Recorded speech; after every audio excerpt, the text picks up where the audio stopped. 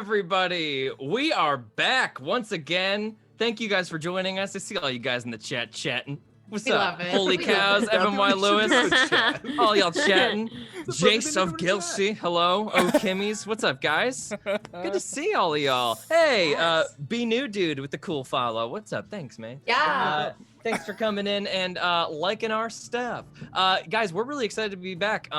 Last week was nuts, if any of you were here with us. Party barely escaped with their lives, but also like absolutely murked the encounter in a way. It was just a very dire situation. Lots of fun stuff. If anybody's new tonight, by the way, we're just going to cover a couple of basic things to get everybody on board with what this world is, what this D&D setting is. So we are Hero Club. First of all, hello, my name is George Primavera. I am the Dungeon Master. Hero Club, we are a podcast where we will take our live recorded D&D sessions and edit them all down into these fast-paced, very immersive radio dramas, basically. All improvised, all actual play, etc. And you can see, if you haven't listened to any of our stuff, and this is the first time you're seeing us, go to our About section on this page after this is over and listen to some of our seasons that we've got lined up for you. All different genres, and you can start at the beginning of anywhere you like. And we decided we were going to play an actual play streamed game. And this is going to be using the same universe that we use for our Here There Be Monsters season. This setting is called Emporia. The most important thing to know about this setting is that everybody is going to be playing anthropomorphic animals. So we've got all sorts of fun animals to introduce you to when we kick it over to our PCs. Also, we've got our technology basis that we're assuming we are in is sort of mid-18th century, height of pirate kind of times, just before the Industrial Revolution sort of equivalent. And also a big thing to know in this world is that about 30 years back, there was a massive inquisition against all magic users, sorcerers, magicians, etc. And now they are very rare throughout the world. And heavily persecuted. Also, in addition to that, we've got one religion allowed in this monarchical society, the Church of Sol, S-O-L. There is obviously in a monarchical society, I can't say it twice, only once, I only got one. In that kind of society, we are ruled by a queen. It is an authoritarian sort of regime they are called the Armada, dressed in black and gold uniforms, signature. And then magic, just a general punishment for magic is pretty much across the board, no matter the severity or depth of the magic, is punishable by death or worse. Let's kick it over to our PCs that we're meeting tonight. We've got Dylan McCullum. Hi, I'm Dylan McCullum. I play fan favorite Nesbitt Bisbee. He's a anteater, swarm keeper, ranger, and he's got one level of the Great Old One Warlock because of some things that happened. Very nice. Hannah Fagerbucky. Hi, my name is what George just said, and I play Cano, who's a big goose lady ma'am. Playing Paladin, that's right. Yes. We've got Jackie Emerson. Hello, I'm Jackie Emerson. I'm playing Joey, she's 10. I just aged her up. She's not aged up. She's very young. Holy shit. Yay. Did we not celebrate? On sorry, Joey's guys. birthday, we all die somehow. Yeah, like that's she tries to that's celebrate George's bosses gift. and Yeah, blows everyone up. there's a planet collision scheduled for her birthday. She poisons her All birthday Texas. cake. Accidentally. She Yeah. thinks it's medicine. Yeah. But anyway, I'm playing the 10-year-old Coyote, arcane trickster rogue. Yay. Yay. And then we have Gabe Greenspan. Hey, I'm Gabe Greenspan. I play Zago Kotel, the Chameleon Circle of Stars druid, also with one level in Great Old One Warlock. Jackie's just figuring these things out now. It happened when she was gone. He is a chameleon, and that's what he is. That's what he is. That sure is what he is, Gabe. And that sure is what he is. I also didn't say it, but I also have that level. Jackie, That level in you Warlock. just should That's know right. that I Thanks, just have guys. it. I appreciate it. Thanks for letting me know 3 weeks later. It's fine. And then, surprise everybody, tonight, drum roll please, we have a very special guest tonight introducing, and some of you may know her from the Here There Be Monsters season. It's Natasha Mercado. Say hello, Natasha. There she is. Yay. What's up? Oh my Okay, God. so Natasha, tell us a little bit about yourself. Don't tell us about your character yet, because we're gonna keep that a secret until we get to you. But what's your experience with D&D? I've only played D&D with George. That's and I was Beatrix Bongo in the first season of Here They Be Monsters. So I'm really excited to be back and do this again. Yay! Yeah. And also, if anybody's been listening to Payback in Spades, Natasha was also Millie Tate, if anybody listened to that one. Yeah, this is going to be a really fun session. We have a lot to cover.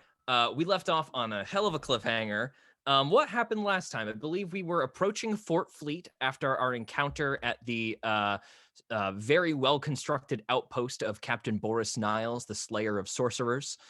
We rescued Joey and Sven from the clutches of the captain. Haven't had much time to catch our breath, barely escaped with our lives. I think Hannah was downed, right? Wasn't Kano got knocked out? Yeah, scary stuff. But everybody made it out safely. Webb came in clutch and saved everyone's lives. Thank you, Nesbitt Bisbee. And then we came back to Fort Fleet, the normally very busy mining settlement around where Dazzo's comet impacted in the side of this big clay mountain. Lots of bramble kind of bashed away. There's a gaping hole in the side of this mountain. But as we approached Fort Fleet again, it was completely and utterly empty looking until the party approached, very tentatively opened the gate, still finding nothing there, and then walked past an invisible barrier to find that the entire place was 100% up and running, completely normal, after we passed through some sort of illusory obstacle of sorts. And who was standing there waiting for you guys? Do you guys remember? Cassandra. The good lady Cassandra. Madam Cassandra, who we haven't seen in must be 10 or 11 sessions minimum. Wow. I think so. But It's she's been a back. minute. How? Here she is. Back again. So, I think there's no reason not to just pick up right where we left off with Madam Cassandra greeting you at the gate. So the first thing that you all notice is that she is dressed exactly the same as when you first met her. She has black robes on. She is a shockingly white rabbit with deep red eyes. Both ears are sort of tucked under the hood, so they're rather hidden. Nobody's paying you guys much mind, except at first, because when you walk through the illusory area, a couple of people around kind of look shocked. They look to Madame Cassandra, who seems to be waiting at the entrance, and she waves them off, like, don't worry, it's nothing.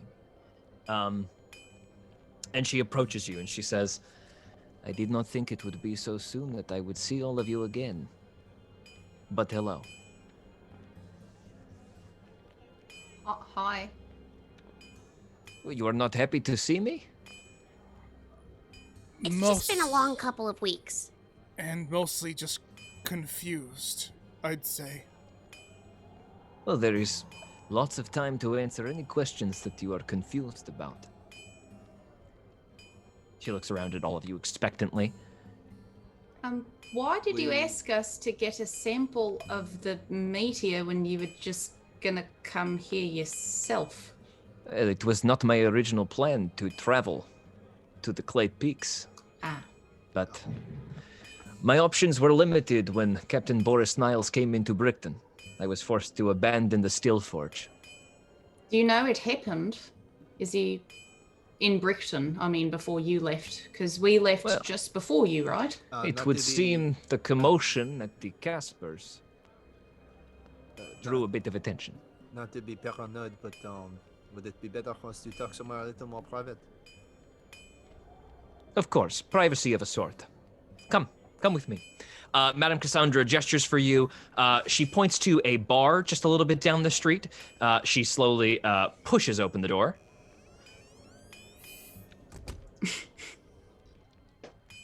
And it's warm inside. Somebody is banging on a blacksmith. I'm just kidding, sorry. So many sound effects to get sorted. You guys make your way into the bar. There's a nice warm fire in the corner. A couple of people are just sort of gathered around their own tables and such, and she gestures for you to come into a corner. She waves at the bartender, holds up, she counts all of you, 5 glasses, just holds up her hand, and then sits you in the corner. And as the glasses come to you, and sit down. And you all sit down. She like sits down at the countertop and says, "I fully intend to be completely transparent with all of you. Just, I need to know. Well, I suppose I should start at the beginning. It would seem that I beat you all here. Traveling alone, I was able to take paths not often traveled, and I have some experience in protection magic to keep myself shielded from prying eyes on my journey. But anyway, I arrived at this gigantic fort in the middle of nothing, knew that I had found what I was looking for, and I expected to find all of you here, but alas, no word of you. I was forced to sneak in because they were being so particular about who they would let in, so I simply posed as a miner's wife and observed the crater from afar. That poisonous aura, I was studying it. Saw lots of miners go in, and saw very few, if any, come out multiple times. And so I assumed that perhaps you had gotten there earlier and perished. So I sought about trying to find a way past the poisonous aura without you. And that is when, during one of my many note-taking sessions, I saw you all emerge from the crater, just as the poisonous aura was disappearing around me. And then before I could catch up to you, you were gone. Just like that. In quite the hurry, it would seem. So I spoke to Curtis Belsantium. We have some things we need to discuss with all of you. Shall I take us there? Does he know that you can do magic? Yes, I'm afraid that Curtis knows everything, including about all of you. Is To he the give in- reason that Boris Niles came after us? No, my child. And she leans down, giving Joey a little special extra attention. She's especially happy to see Joey. She first of all whispers, "Do you have my book?" Yes. I haven't had time to read it recently, but I made it through a chapter. She nods a little bit disappointed, and she says, "It really gets good in the middle." And gives you a wink. And then she sort of leans back to answer Joey's original question. I think that Boris Niles has been tracking you since Britain. The Caspers were able to give him a very accurate description of all of you. And the Pendletons are none too happy as well. So I heard on my way out. It would seem your letter, was it? Did not go over so well. We did leave them some sort of gold. We thought perhaps it would be some sort of Yes. defense. I heard that as well, but I don't think it was worth whatever was in the box you stole from him. Where is that box? We do not have it. You lost it. We do not have it. Roll a deception check. I mean, we don't have don't it. have it. Wait. Yeah, I but you can't are remember. semantically yes, but you are concealing info from her like Fair we don't enough. have it. 18. Wait, is Okay. Sven with us? I can't remember. I'm sorry. Sven is with us. Sven is with you. He's Oh, just okay, at good. your feet. Sven is sitting next to me. She looks down. Well, that is unfortunate. We could have used that as a bargaining tool. I Did thought you that take a peek we- inside? Not to interrupt with this line of questioning, but I thought that we had a mutual understanding to not share each other's secrets. I do not understand why you would tell Mr. Bauer about us. Belsantium is... Or something.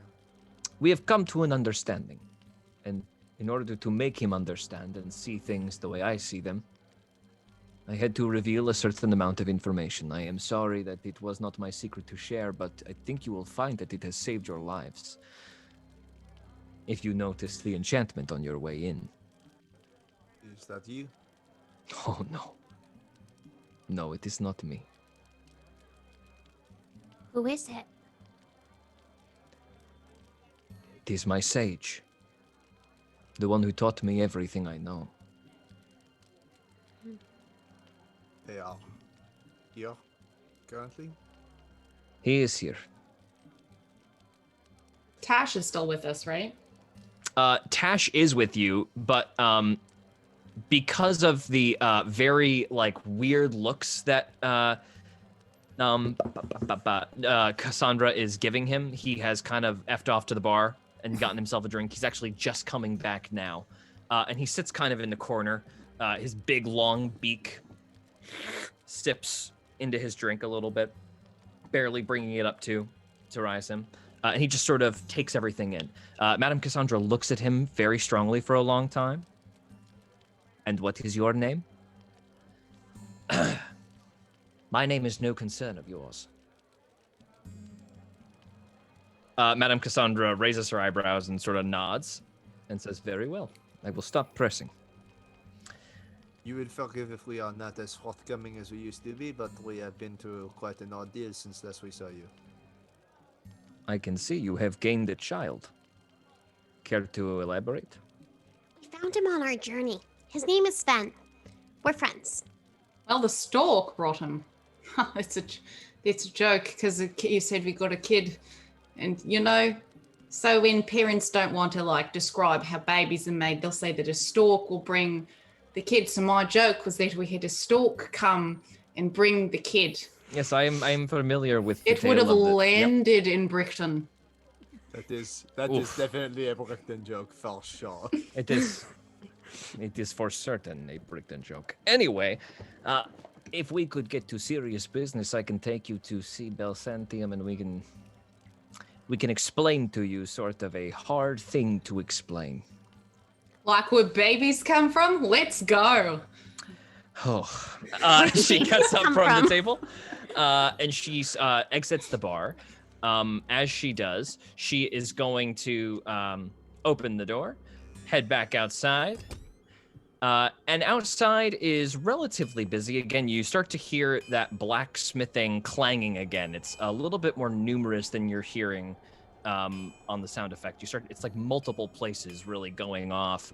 Seemingly, there is quite an acceleration of activity in here since the last time you've been here. Last time, the mining town was dead. Nobody was working with any new material, but now you see that the blacksmith's forges are lit. They are pouring melted metal into molds. There's a big hiss of steam as a sword enters a big pool of water and a bunch of gas comes up from one, and she leads you all the way to a cavern that is in the wall of the mountain, sort of built in. There's a big pair of wooden doors, which she bangs on. Goof, goof, goof, goof. Can we tell if the metal that they're pouring is from the meteor, or is it just a random, like, Make an normal? investigation check for me. Okay. Also, Zygo at this point is still blindfolded, so he's relying on Min to sort of lead him and is not looking around. I rolled a 2, so don't tell me anything, George. I don't want to know It looks anymore. gray. That's all I can really tell you. But she bangs on that door. Anything else anybody wants to take a look at before we enter? Is there any other magic around besides Make an the arcana dome? check for me. 14. 14. So when you look up into the sky, it feels like there is almost like it's a screened in dome. There's just a little bit of distortion that appears. Right now it is still sort of like dark dawn, very early morning. And it is the sun that's coming over the horizon is sort of like muted. There's a little bit of rainbow in the sky from it would seem like where the sunlight's refracting, and you see that there is sort of like a bubbly dome over the entire fort. It's massive. You can glean that this kind of spell would be extremely powerful, but I can't tell you what it is or any further details. The door eventually gets responded to. You see a very familiar face. The Lion Commander, Gary, walks outside to greet you. Oh, good, you're back. Folks, Mr. Belsantium's waiting for you. Madame Cassandra steps back and sort of gestures for you to go on in. Hannah will go ahead and walk in first. As you guys are walking in, Tash picks up really quick and says, "Are we really just going to waste time like this? We are on a schedule with that thing you're carrying, Bisbee." You can wait outside. I was. He just seems offended by that. Wait outside. I was never told of a schedule. Observe your egg. Here? Soon. He seems irritated at being questioned. I'm irritated at being questioned. We have, Zygo will say telepathically to him, we have not forgotten our quest, but we do seem to be in a spot of trouble, so if this is a way out of it, perhaps it is worth exploring. Tash, frustrated, rolls his eyes. I will keep an eye out here. Do not be long. Nesbit, a little bit just frustrated with everything, also into Tash's head, just says, "Also remember your place. I am the keeper of the orb. You were never given that honor." Okay. Does he start crying? Does he fucking cry, George? You see, roll an insight check, Dylan. You see him cry. You see 1, 2. Oh shit! That's a natural 19. 22. 22. You see his beak grit, fury flash behind his eyes, and then like just sheer green jealousy, just envy washes over him, and he wordlessly takes off and flies off into the sky. Oh man. Well, this is all very dramatic. Can we perhaps get inside? Yes. Joey grabs Sven's hand and follows Kano closely. Sven takes your hand wordlessly and looks up at you and walks in with you. And Madame Cassandra takes you deep within this mountain. As you walk by, miners appear to be walking with you. Sort of like on either side of you guys are trying to, cram up against one side of this clearly rather recently dug tunnel. And as you're moving, the miners are rolling these wheelbarrows full of raw, rocky material out, sort of like excavating the underside of this giant comet that has fallen into this hill. And as you do, the blacksmith sounds once again start to pick up and get louder as you approach. And finally, Commander Gary leads you to Curtis Belsantium, who is sitting at a wooden desk just outside of another set of doors that appear to be very large and constructed of wood and steel. And as you approach, he dusts off his pants. He is a mole, for anybody who forgot, so his big, flowery pink nose, these spectacles rest down low on it. And he looks up at all of you, kind of excited. "Oh, very good. They made it back alive. Very good. Gary, if you would mind." Gary helps him get up a little bit. And then he situates himself on his cane. I've never been so happy to see a group of people I don't know very well, ever. Hi, everyone. Very exciting things. You have really outdone yourself with the dispersion of this poisonous aura. You seem to be getting to work quite quickly at excavating it. Well, according to this one, we have no time to lose. And also, and he smacks the desk with his cane, "I knew it!" And he points at all of you. Magicians, every single one of you, I knew it. I knew it. Well, you can understand why we're You know, uncomfortable revealing, of okay? course. I understand there is no hard feelings on this front whatsoever. I dabble a bit myself, you know. And he raises his hand and tries to conjure a mage hand. and a little hand just kind of comes up and then poofs out of existence. And I'll get it eventually. Anyway, as he shouts magicians at us, Zygo will reluctantly remove his blindfold. There's no point in trying to assume. Whoa! Guys. And yeah, Zygo's giant galaxy eyes seem to glow with a dark purplish outline in this darkness already. And Curtis Balsanthium gets right up in Zygo's face, really kind of rude, and just puts his spectacles all the way up against his eyes. His very narrow eyes like suddenly expand to be gigantic proportions, and he really looks at you. Joey comes up and tugs on his jacket and he goes, I had those too once. Did you, child?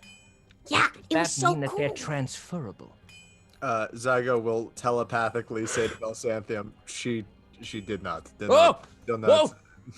Did you just... Your mouth didn't move when you did that. Did you just... Gifts from inside the mountain.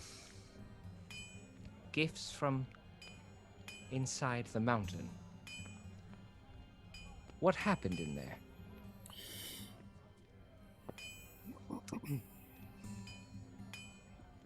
Well, there was a couple of creatures of sorts, not from this earth, that we had to dispose of in order for the, that would be my guess, is what made the Clearly what was creating... poison, yeah.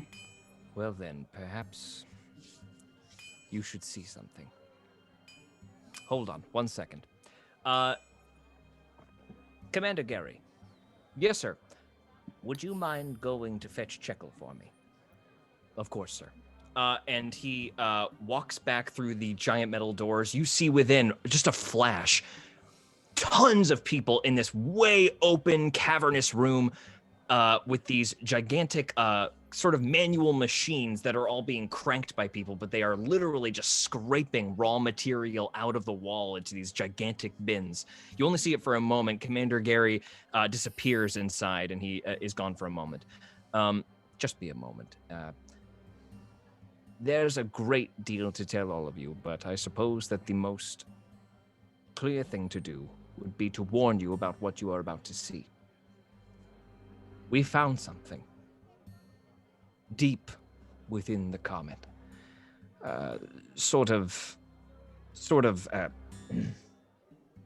We found the bodies of the creatures that you speak of. I think that you disposed of them. We found them with quite a bit of wounds, I think would have come from you. He looks specifically at the sword in your hand, Cano. And he he kind of gestures to it, and he actually looks at it and says, "May I?" Cano will shrug and kind of hold out the sword. End of the sword, yeah. He touches it. He asks if he can take it from you for a moment. And he looks at it and says, "Interesting. And this is Roach Chiton, is that right?" And Madame Cassandra gives him a nod.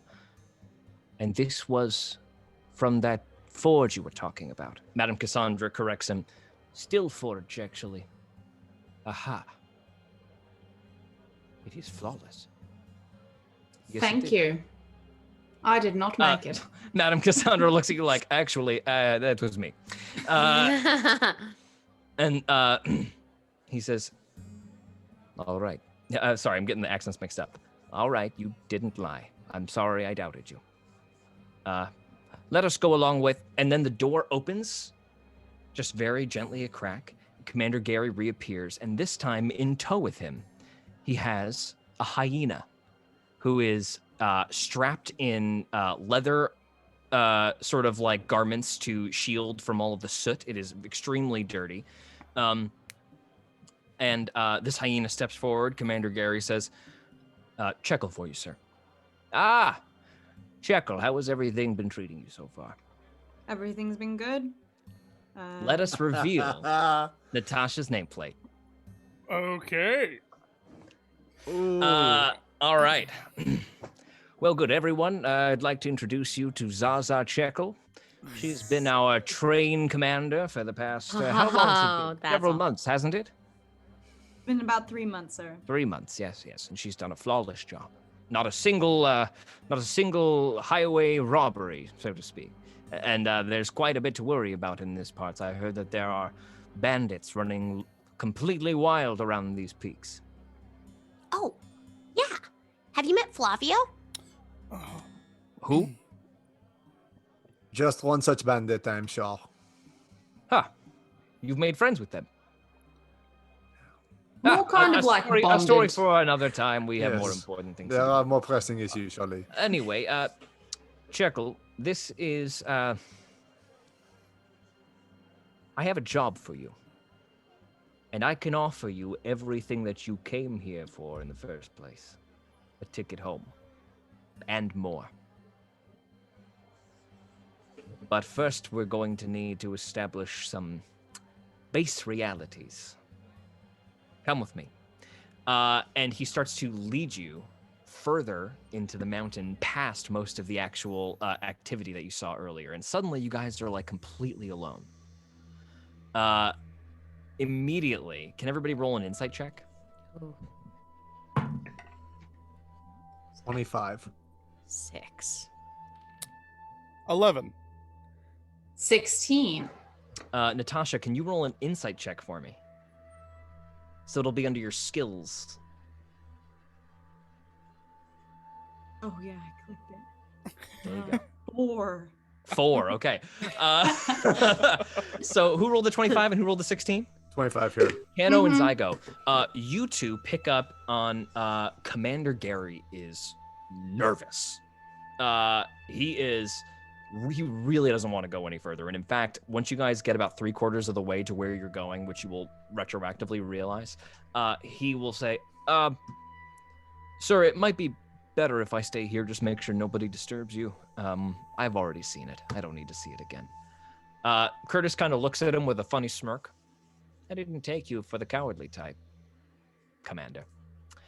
Oh, well. Come. Commander Gary looks hurt by this, but then relief floods in as he realizes he doesn't have to come.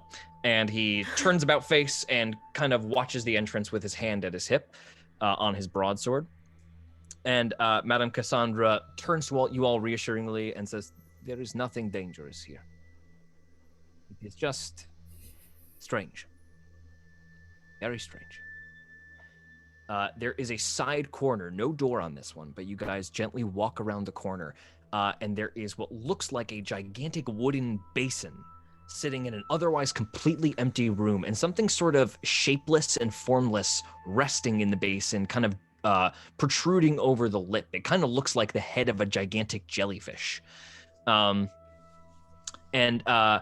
Madame Cassandra says, a bit dark in here, waves her hand, and 3 lights appear in various color, sort of changing to create perfect daylight conditions in here so you guys can see colors very accurately. And sitting in the middle of this gigantic basin is a blue, sort of gelatinous lump of flesh or jelly or something.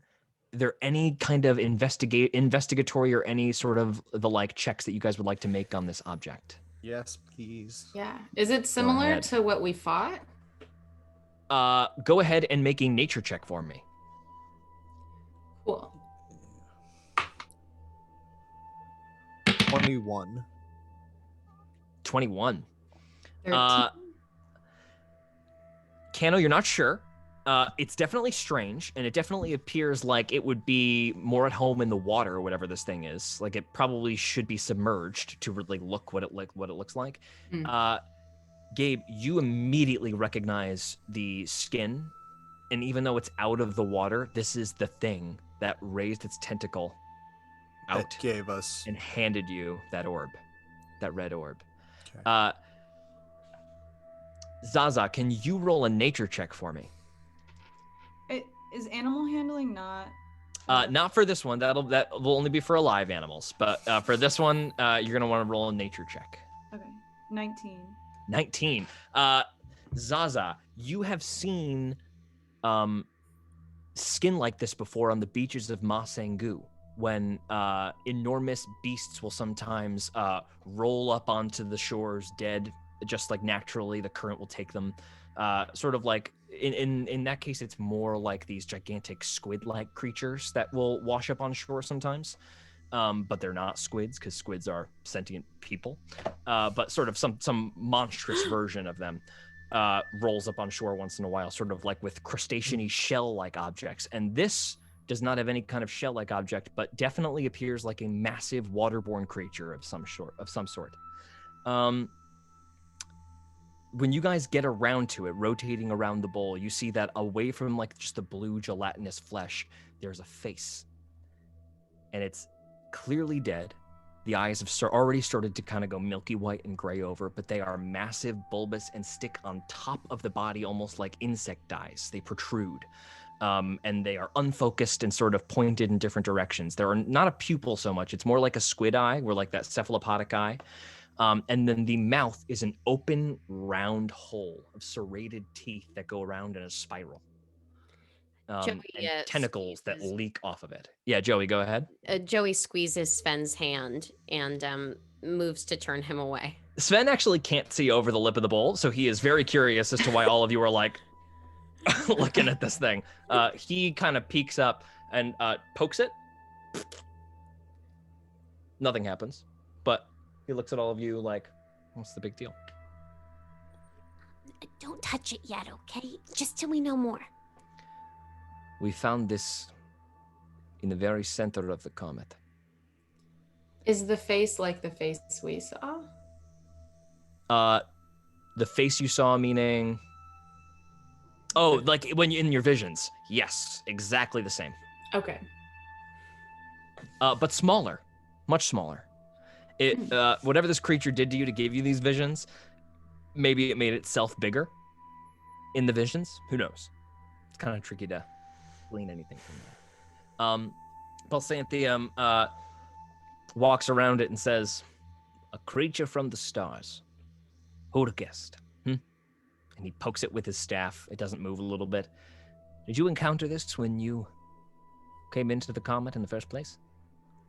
The ones we fought were much more similar to this, but they weren't exactly the same, right, George? Like the ones we fought. They had some similar characteristics. Yeah, the eyes were kind of similar. Yeah. On these creatures. Yeah, the things we fought, like the tentacles were the same, and that eye, that unique eye shape. It was it as well. Well, now you're familiar with what we are dealing with truly. This thing must have been lying in the center just... Well, I have a theory. Cassandra, it's technically your theory. Madame Cassandra turns to all of you and says, I think this thing is a sort of transport. The center core was suspended by structures. Intelligently designed structures. This is a vessel. This creature or this area? No, this entire asteroid, this comet, was a vessel. Or a prison.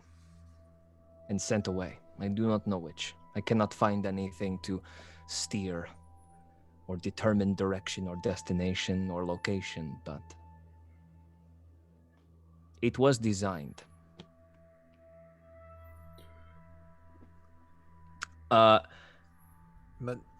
Yes, go ahead. You asked us to come here to retrieve something for you. What did you expect to find there exactly? This is where things get weird. Balsanthium steps forward.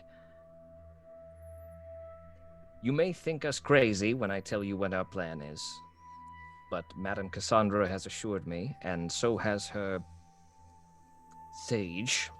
He looks at her kind of strangely, and then out of the corner of his mouth whispers to the closest person to him, which is Nesbit. He just goes, strange fellow.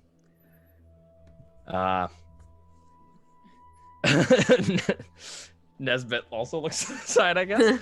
What? Are you talking to me? But Balsanthium, now that you've seen this, we should probably go somewhere more comfortable. What do you intend to do with the body? At this point, we'll study it a bit more and eventually dispose of it. Better to not let anyone else obtain whatever this is and do something with it. If it's from the stars, I'm sure it has magical properties. Cassandra, you had some ideas for it, didn't you? And Cassandra shrugs. He may have some ideas for what to do with it. I hope you will treat it with respect. Yes, it was a living creature at some point. She nods and says, after we have taken what we need to take from it, we will bury it. And we will not be invasive. What do you need to take from it?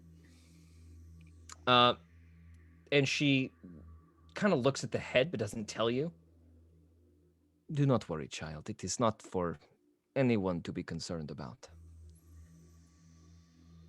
We need one more visual aid, I think, Curtis.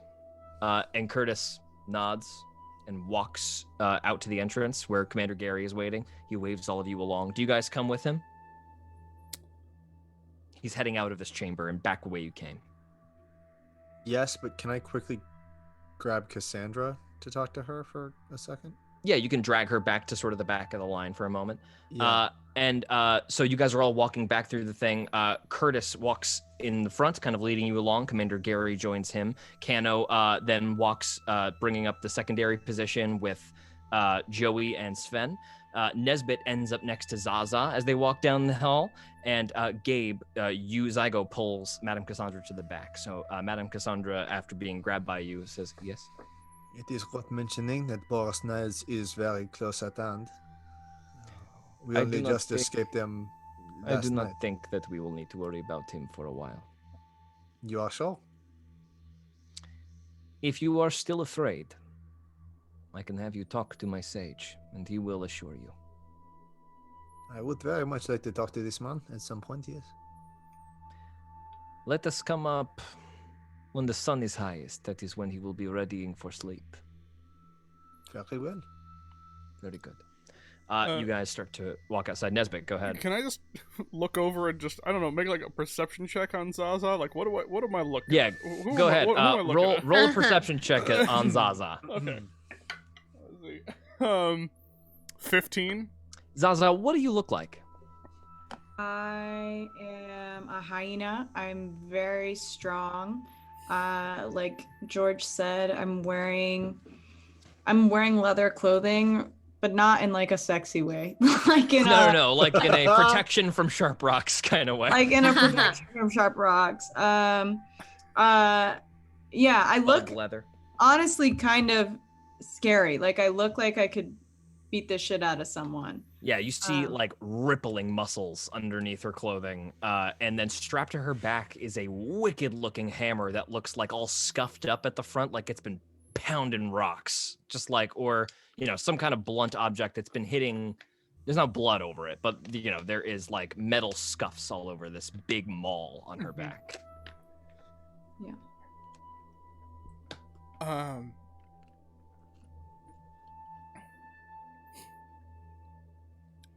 Nesbit will just kind of, just very sheepishly just say, so, what is your purpose? Excuse me?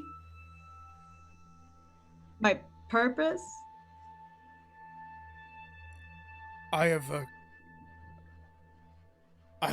Things go over my head, and I think I understand why each person was in this room, except you. What is your purpose? I'm just trying to get home, buddy.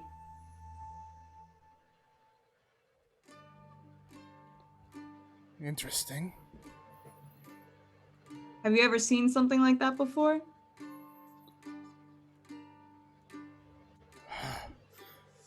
Nesbit kind of tries to weigh lying, and then he just goes,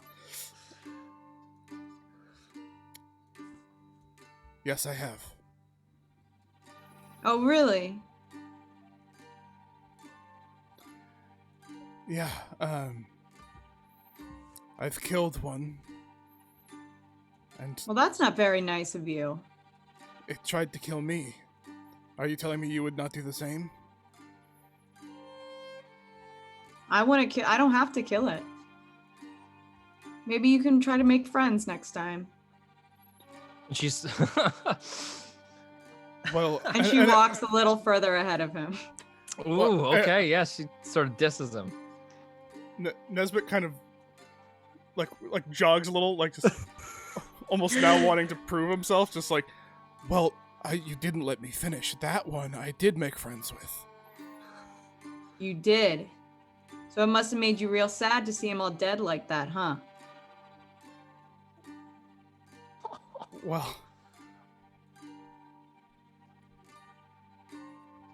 it's not sad, it's the way of life. Can I tell you something? Absolutely. It knew it was going to die. There's a goodness in death, so it was not sad. How does this help you get home? I think it's better if I just keep my head down and we talk about it later. And you guys finally exit this cavern, and Zaza effectively puts a little distance between you two. Once again, everything very loud in the square as you guys walk through everything. Curtis brings you back up to the houses that you guys originally came to, but this time he takes you back into his place. Joey, this is clearly Belsanthium's house that you were robbing for lemons to try to. The lemon trees are all in the backyard. And he, gestures for you to walk in, opens the door for you to walk past him. You all Beautiful do. house. You have been in it before. No, it's just gorgeous from the outside. No. You have been here before. We spoke here. I do Yes. not believe that she actually entered. She was watching our cart at the time. Oh, yes, that's right. That's right. You were outside. Well, come see it for the first time. And he walks inside. Zaza, you bring up the rear. And before you go in, Curtis stops you at the door for a moment and just quickly says to you, I understand that everything seems a bit strange right now, but I promise you, I will make this worth your while. I owe you. I'm sorry, guys. Are you hearing? I'm going to pause the sound real quick. What's up? Mm-hmm. Oh, never mind. Nope. What I was hearing was just some feedback. Never mind. Totally ignore me. Dope. I thought I was hearing a sound effect that wasn't on. Those are just the voices in your head, George. Oh, fuck. God, they're so loud today. But Curtis levels with Zaza. What do you need money for? Exactly. What's your budget list? And I will make sure it's covered. Zaza is a little surprised by this, but tickled. Well, I definitely need a ticket to Masangu, Passage. Absolutely. hopefully for as soon as possible. As And soon as the next boat leaves. great. And I would also like a little bit of money. Can I have that? And she gets a little uncharacteristically shy. Can I get that raise that we were talking about? Roll a persuasion check.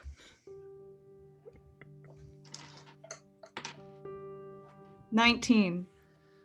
Curtis considers. So you want to keep working here after you go home? Is this? I thought you wanted to return permanently. You want an advance? On Yes. that. Yes. I see. considering 3 months of flawless work has gone by, and I'm not going to lie, I like you, Checkle. You don't talk a lot, and that's nice. Done.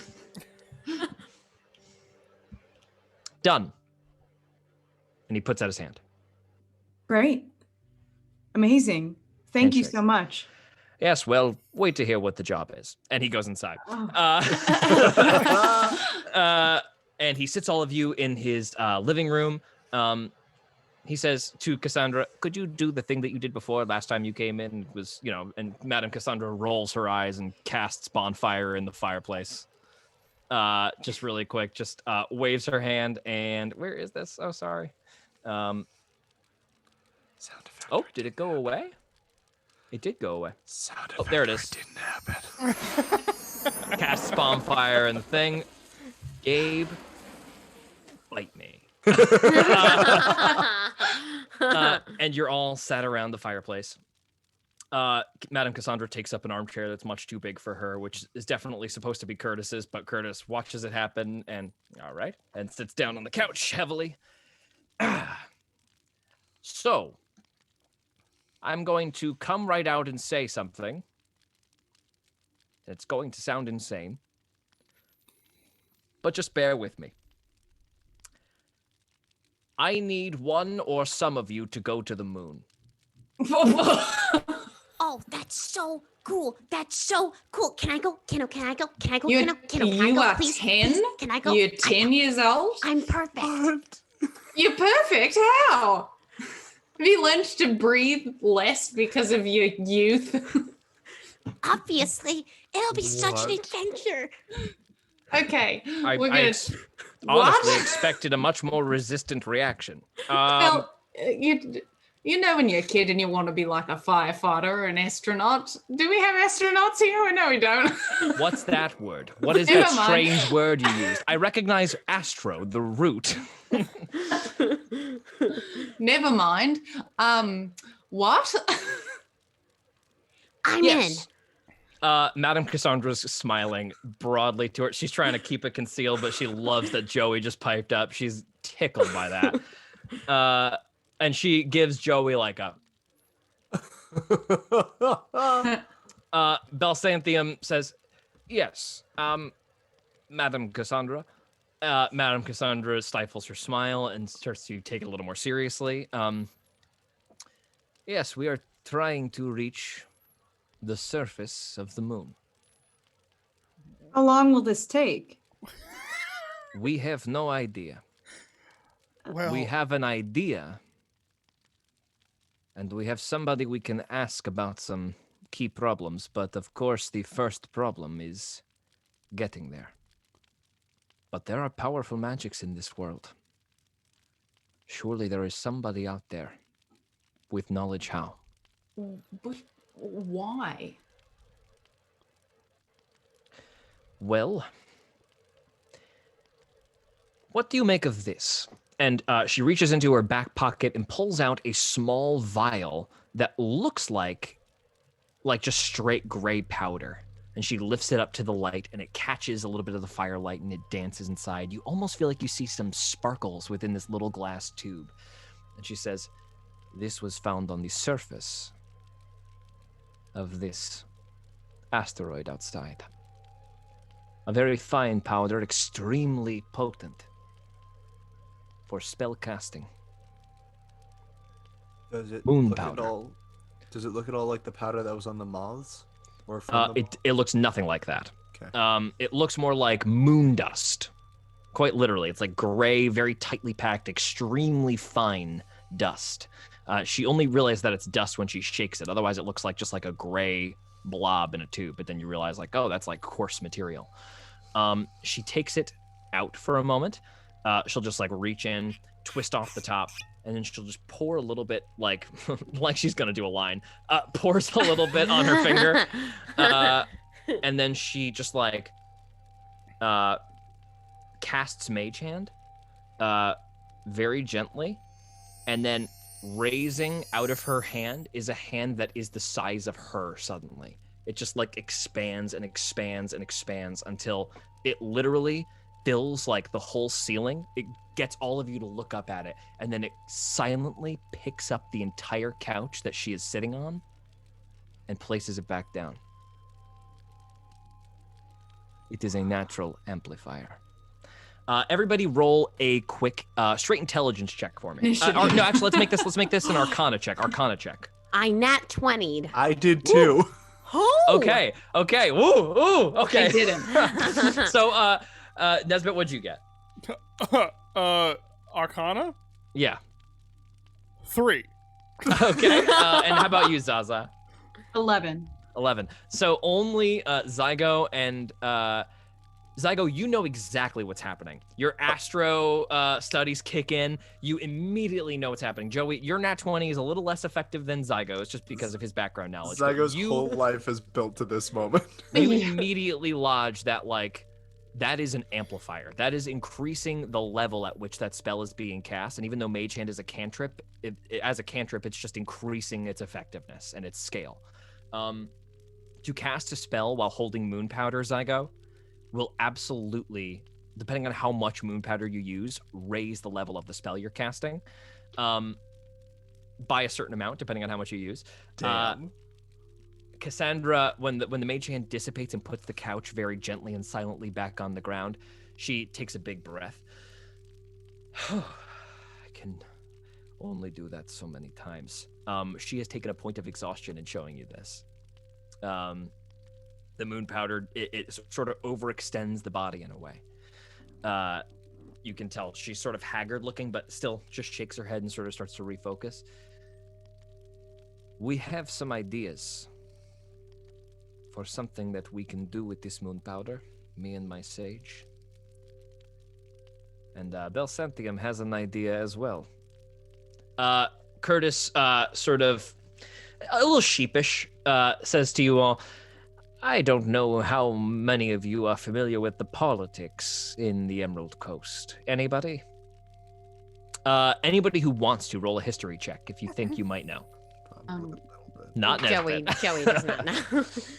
Zaza, go ahead. 19. 22. I'm rolling hot. Zygo and Zaza. And what about you, Kano? I rolled an 11. Okay. Zaza, you remember hearing about how the Emerald Coast never fell. It's never fallen. Ever in the history of its existence, the city has never been razed. And that is because of these enormous, beautiful walls that surround the entire capital. There are some like exterior villages that maybe have come under bandit attack, but they are swiftly avenged. And not a lot of people want to mess with anybody bearing the Emerald Coast sigils. There are various clans that are there. And all of the clans are basically run like corporations. And the reason that the city has never fallen, and this is where Zygo's extra little bit of knowledge comes in with that past 20 knowledge, is that they wage warfare financially. There's never violence in conflicts inside of the Fort Fleet, but there are hostile takeovers. There are never ally ships forged in the heat of battle, but there are agreements and contracts made. And because of that,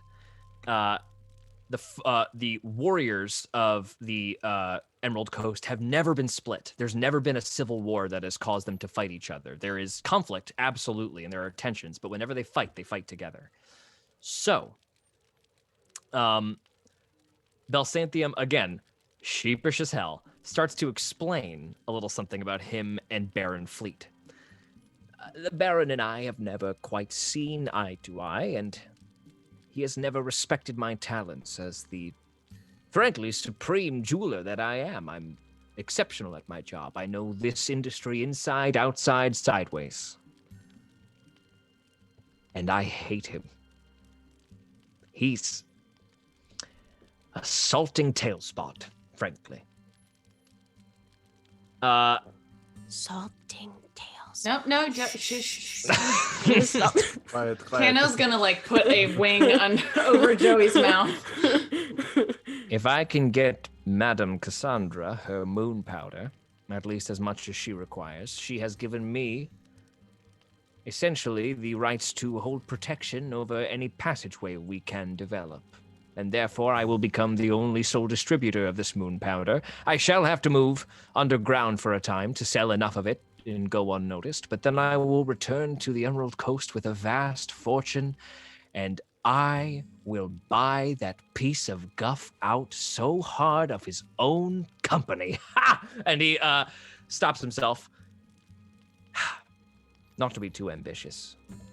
And I do not seek this only for selfish gain. I believe I can unite the Emerald Coast in coming to a more progressive stance on magic users and magicians, and perhaps end this rampant tyranny of the Inquisitors that runs across this land. The Crown doesn't listen to anyone, but they do listen to the Emerald Coast, because we are where their money comes from. I think that sounds wonderful, sir. I'm glad you like it. And yes, I will benefit, of course. And so, we have a job for you. To go to the moon. Well, first and foremost, we must establish a way to get there. And there we are quite lost. And much more than just get there, we need to find a way to get back. And breathe perhaps while Not we're to up mention there. self-ever we are there, yes. Yes, I have heard tales of, what did you call it, Madam Cassandra? A vacuum. Right, whatever that means. A vacuum. Madam Cassandra looks at Zygo and shakes her head. Tygo nods along. He's understood everything that's been said so far. But since you are all magicians, and magicians also very hard to come by, except for Zaza here, who excels at other things, for sure, we wondered if we might pick your brain as to any ideas on how to first and foremost reach the surface. I have an idea. I have an idea. Yes, little one. Curtis seems a little irritated, but he's gonna entertain this child. Go ahead. What if we created something out of the cockroach thing, out of the mill, out of the stuff that our sword is? The child is he's very impressed. He thinks that is actually very much the right idea. Cassandra steps forward. Yes, little one, we are going to use the steel forge, but not for this. And she looks at the chitinous sword that is in Kano's holster. We are going to use this. And she regular mage hands the ball that you guys saw last time that you were in this thing, in this house, when Curtis showed you the sample from the meteorite, that silver ball of metal, and it drifts over to her. She says, this metal is completely impermeable, 100% flexible, and I think I can establish that there is no leakage from within, as long as we can find a way to populate a suit full of air. I think it will function. For how long, I do not know, but it will protect one from a vacuum. There is also the issue of getting there. Yes, well, we lack two things right now. We lack a blacksmith who would be able to make such suits flawlessly and incredibly reliably, and we also lack a scientist. Yes, Nesbit. Those are all the things. Oh, man. She thinks for a second. Do you want to tell them the rumor that you heard? And Curtis says, yes, you see, Baron Fleet has been up to some rather dastardly things in the Emerald Coast. One of the reasons he is such a salting tailspot. His views on magicians are that they are tools to be used. I would rather refer to magicians as colleagues to be paid and worked with. But I heard tell of one such magician that he has been looking for, I don't know, at least the past 2 years.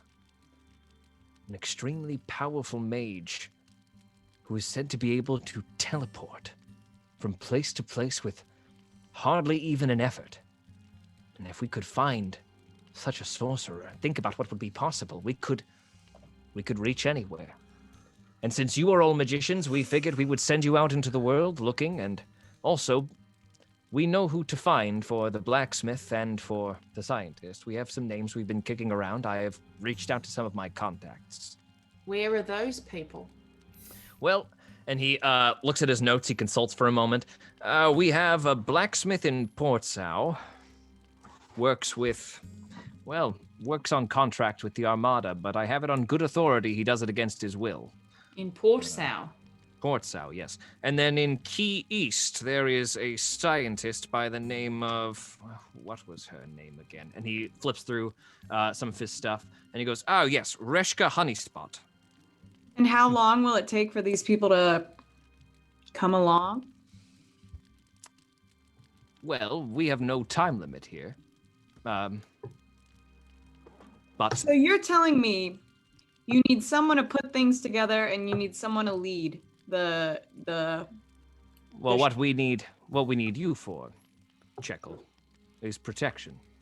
I heard you have some experience from your time in the circus, yes? Some of your magical friends came upon some trouble and you were forced to move because of how badly you injured the offending parties? And that's not all true, but yes, I did protect the performers, and yes, they were magical. Well, if you would consider these folks here your performers, I'm you will be not rich. a performer. I protect as well. Madam Cassandra looks over you and says, I think the idea is many hands and light work. I am good at protecting. You're very good at protecting. Thank you, Joey. I really needed to hear that. First and foremost, Jekyll, I think you'll be the only one who knows how to repair the gift that we will be giving you to accomplish these tasks safely. What's the gift? Well, we've been outfitting one of our armored carriages for, shall we say, multi-purpose. And we would be willing to offer you one of these armored carriages completely free of charge and outfit it as you like. I would really like a new set of armor as well, if we're talking about armor. Anything I can outfit you with, I will. Right. Everything we have here is the utmost importance. I will benefit astronomically from selling moon powder on the black market. Are you kidding? I will be bathing in moth salts. While he's talking, Joey is going to look over and make eye contact with Sven, and kind of look at him a little questioningly. Sven has no idea what is going on. Sven has not retained any of this. You look at Sven and he is playing with buttons on his coat. He looks at you.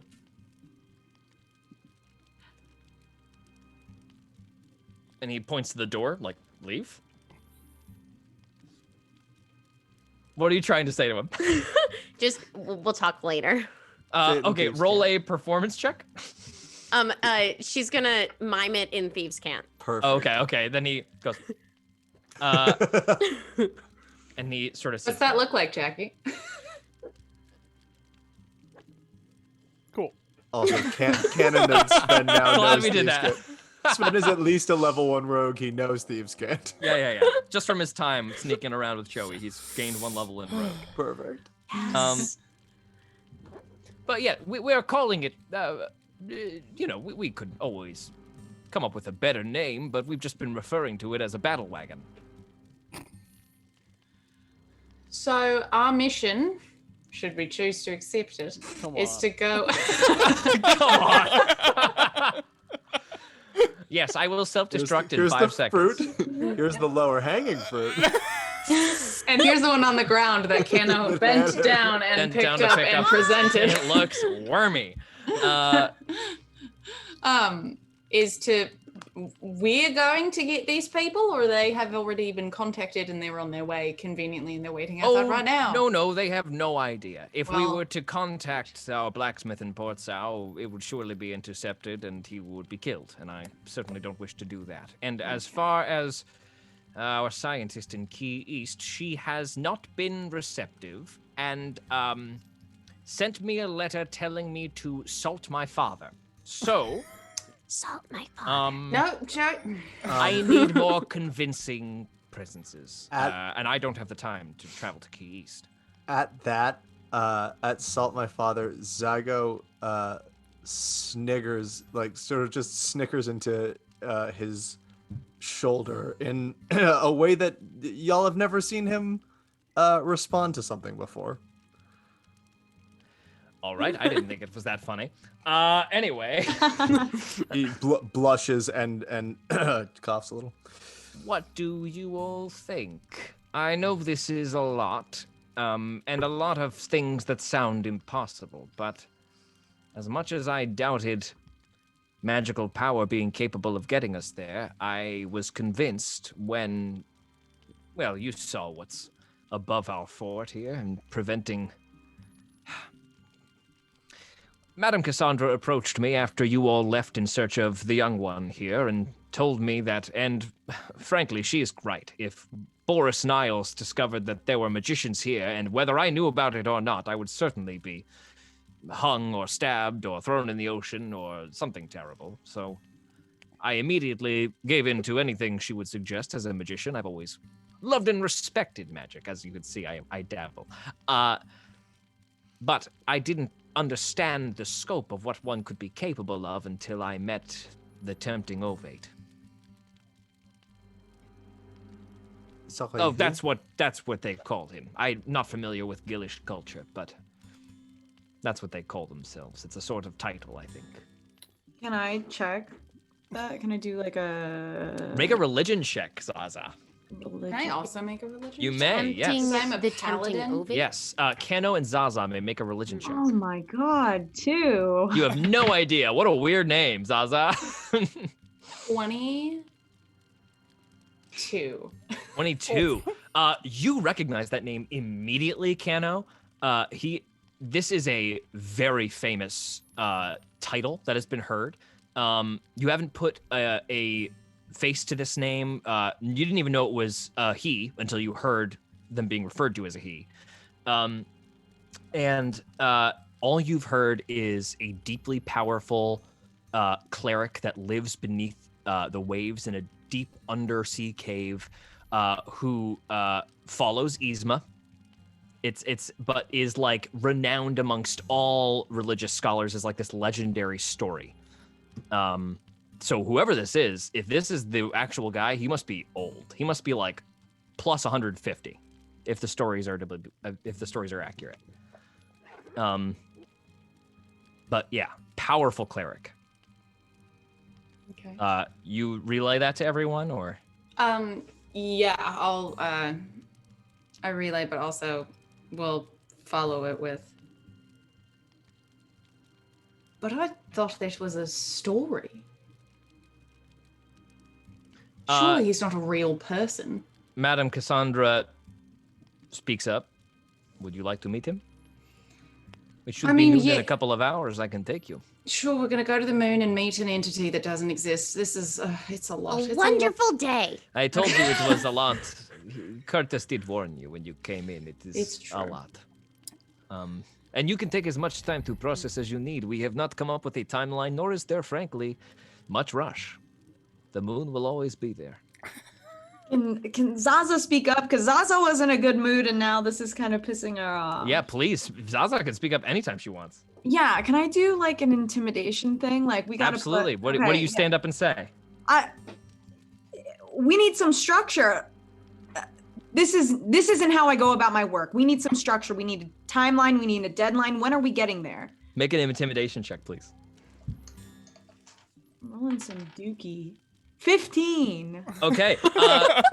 It's Belsantium seems frightened immediately. Madame Cassandra also seems shocked and kind of taken aback. But Curtis immediately tries to placate you. Of course, Jekyll, I promise you, you will have as much a hand in the decision making as I will. We can come up with the structure. We can come up with the schedule. We're happy to negotiate anything with you. And if you need more money, and he says that like, oh God, I have to do this. If you need more, we can reopen our negotiations. If these 4 are going to be safe. They will need a face that no one recognizes to take them places. And if they get into a pinch, I've seen what you can do with that hammer.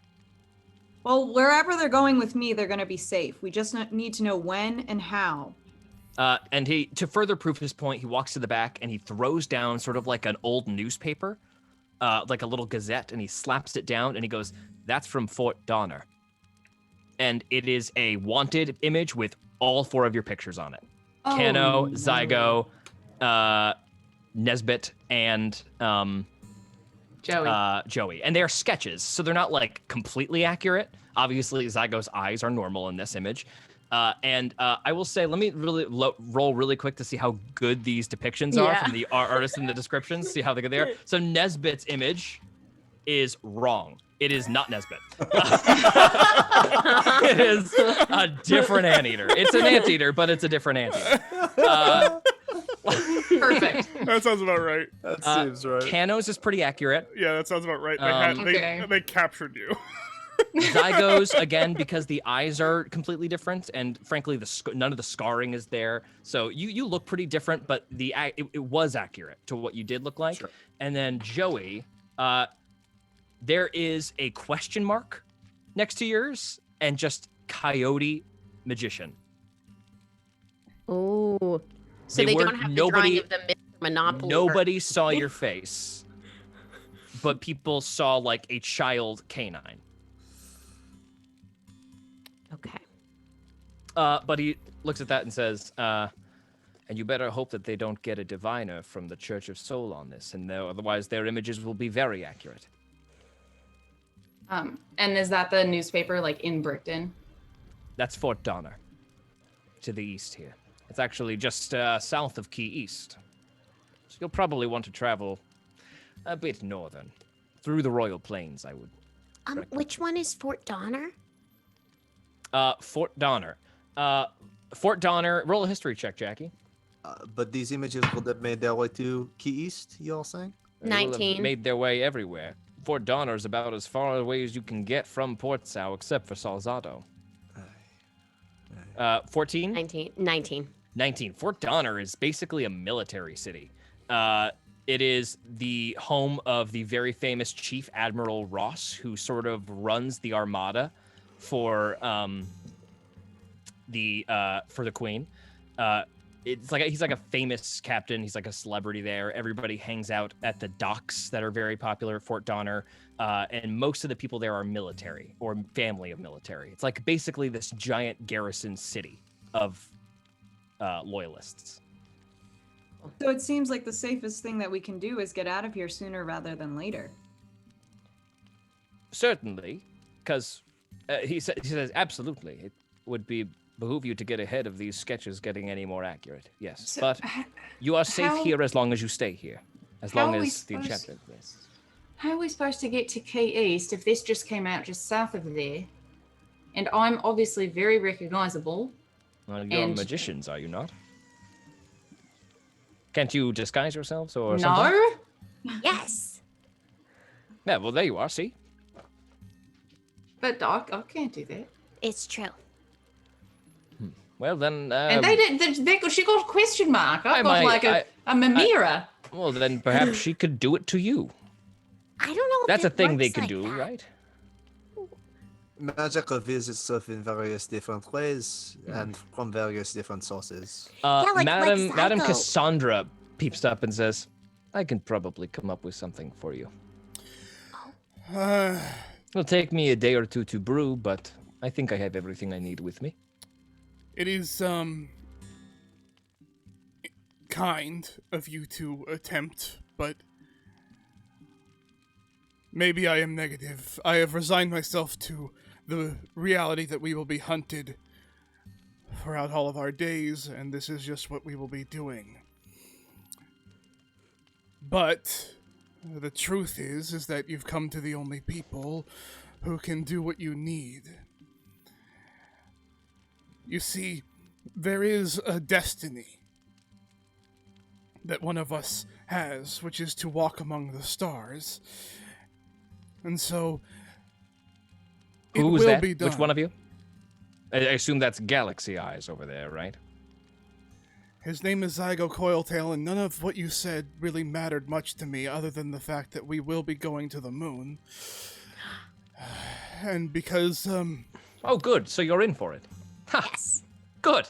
Good. It is Good. harder to hunt us there. Nesbit. what is that? It is harder to hunt us there.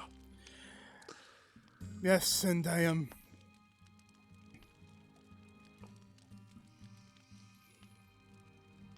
I think that, you seem to be, very willing to have this done, even at the high risk of failure. If it makes you feel better, I can also reward you all financially on a slightly delayed timeline to the point where you will become so wealthy that crowns will simply lose their meaning. Madame Cassandra sort of looks at all of you, knowing she has the capability to do that anytime, and doesn't,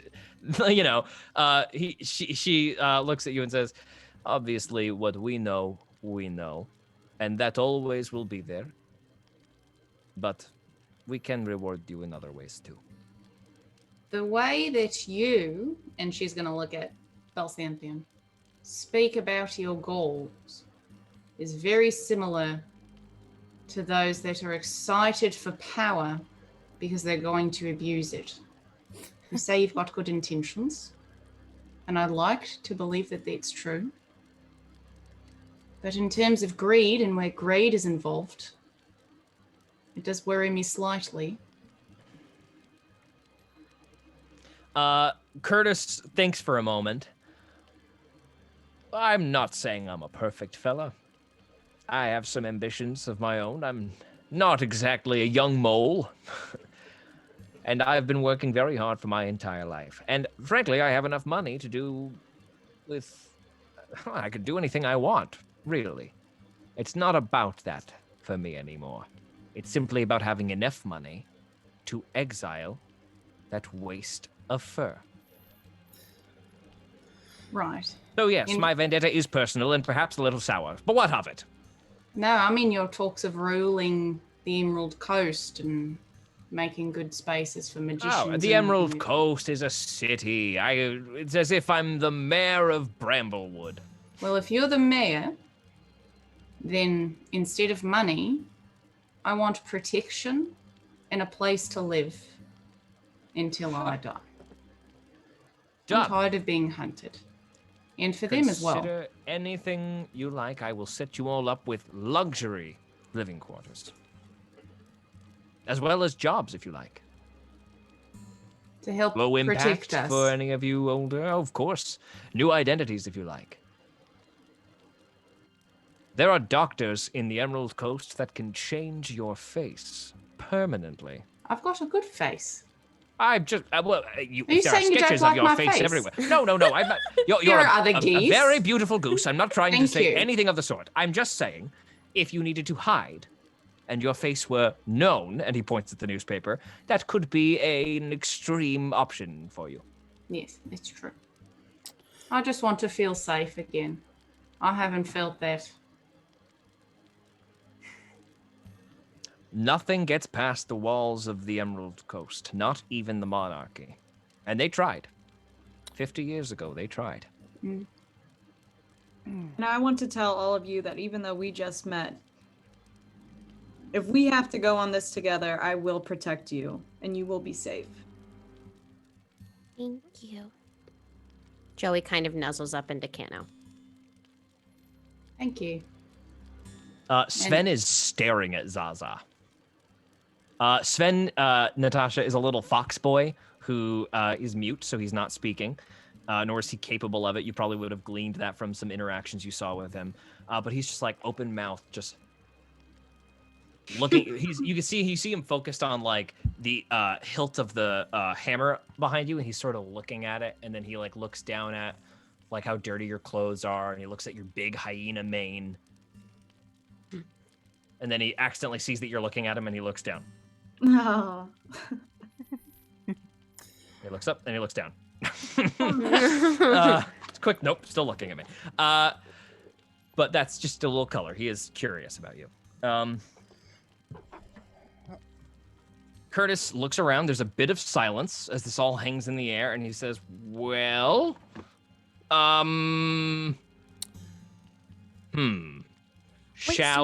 yes. But how do we contact you once we meet this person? Well, you'll have to bring them back. Oh.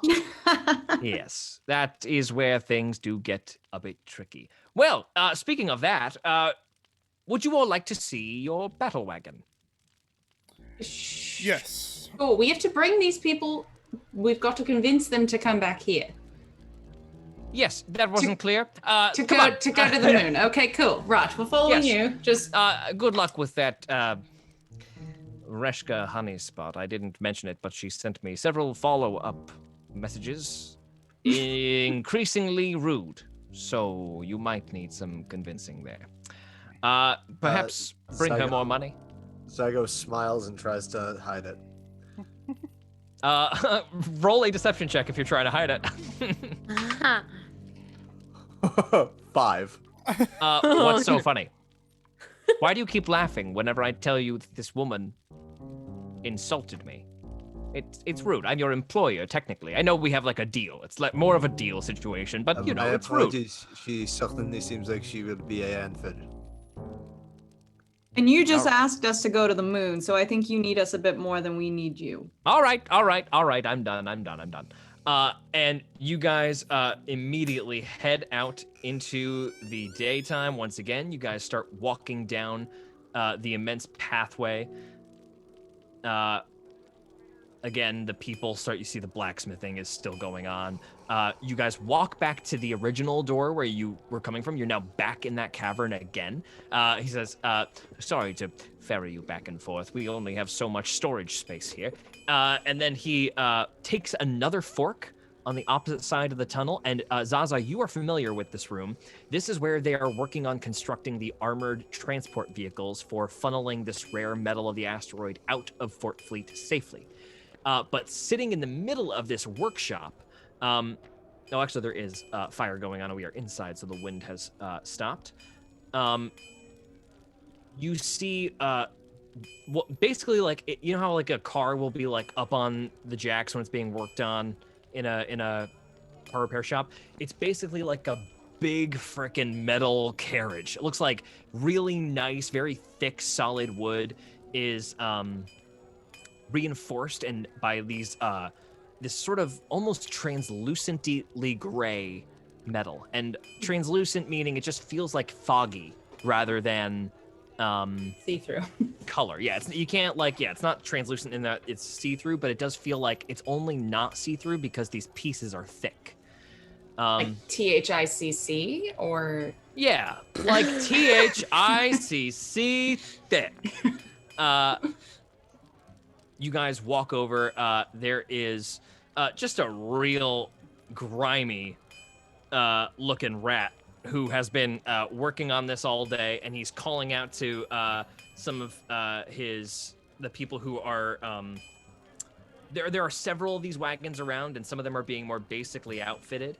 And I decided, because I have no idea how to like just pick all these random NPC voices. I have a voice table that I'm rolling on for myself. That's so funny. I love that's it. fun. That's really cool.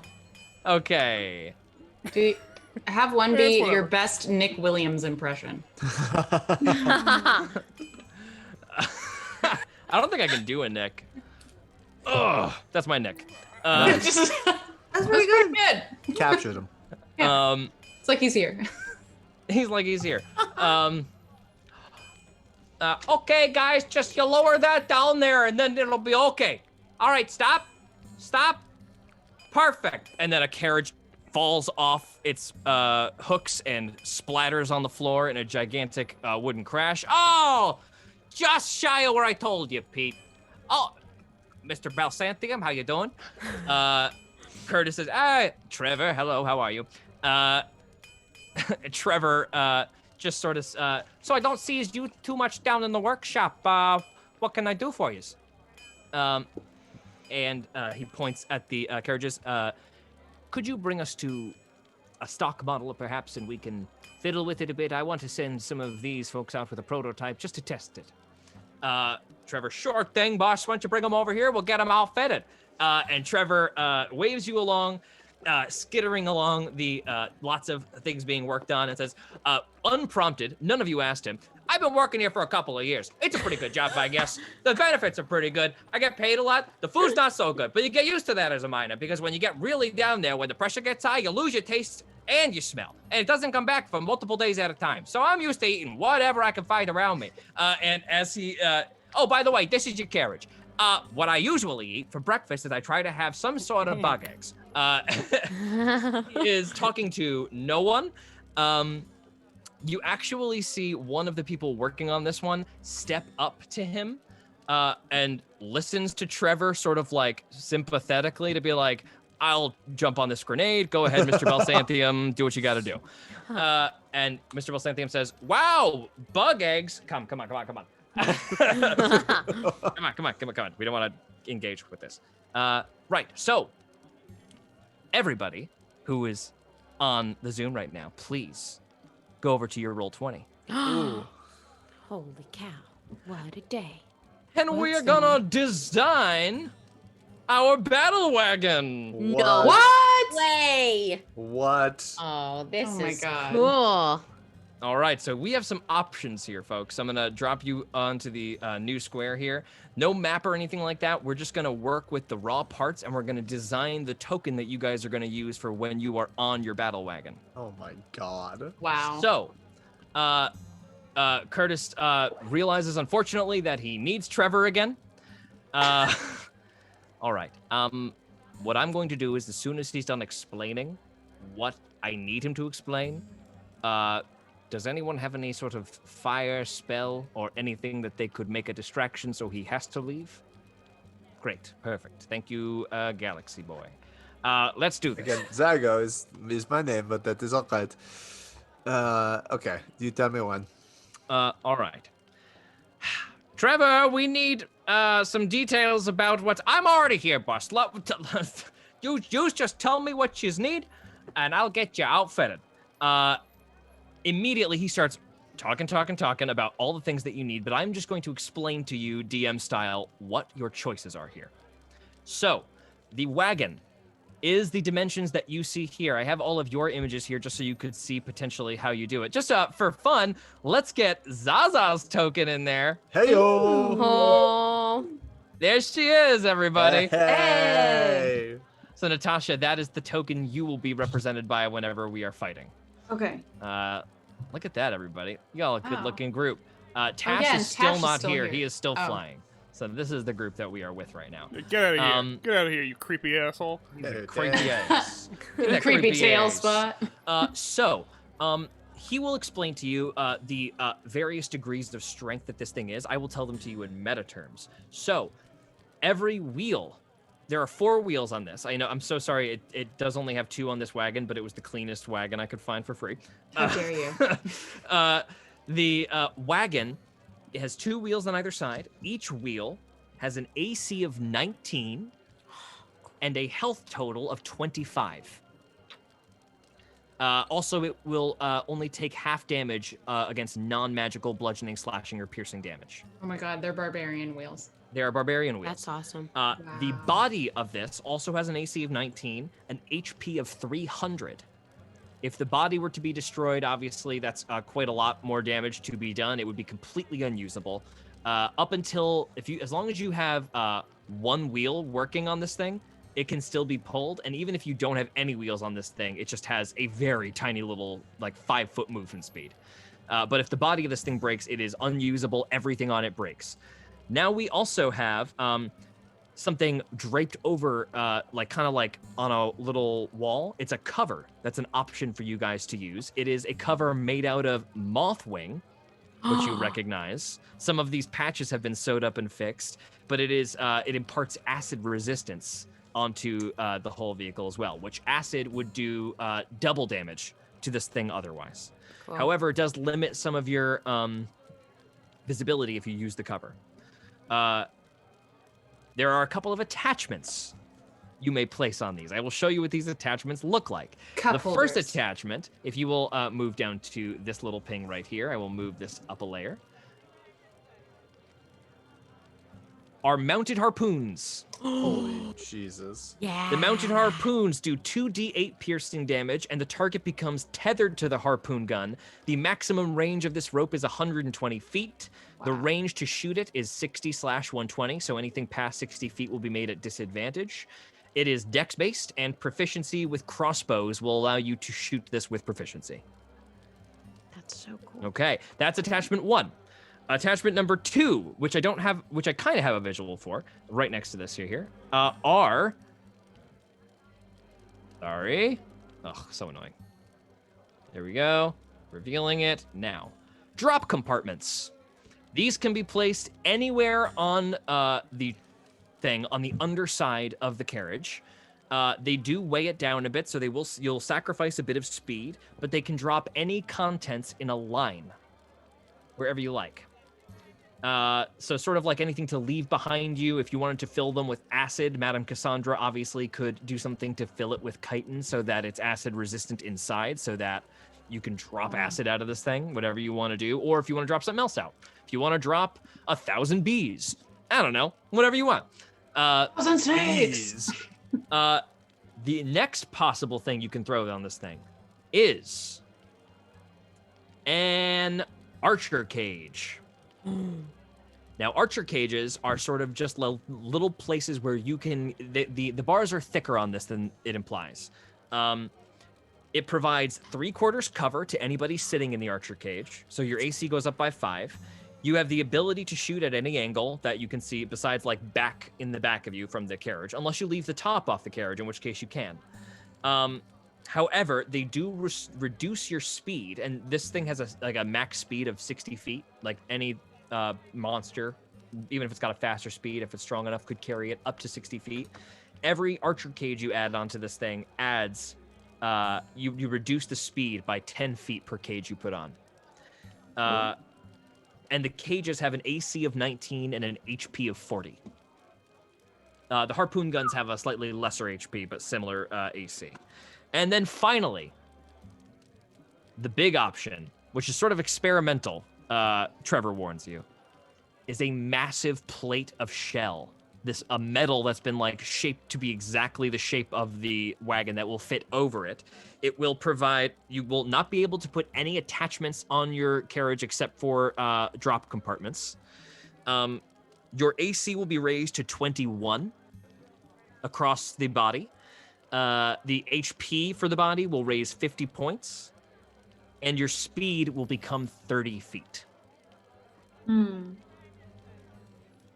So, you may customize this in any manner which you choose.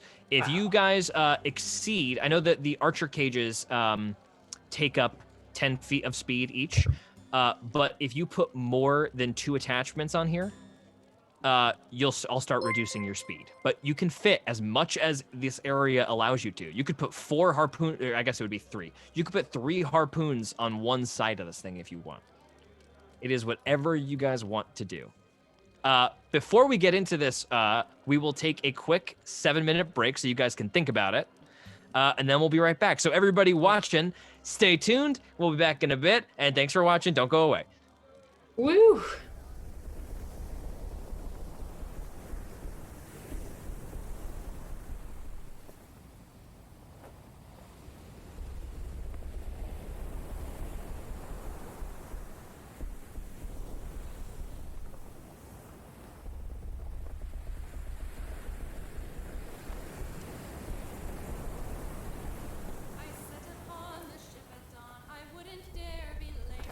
Abilities were checked to see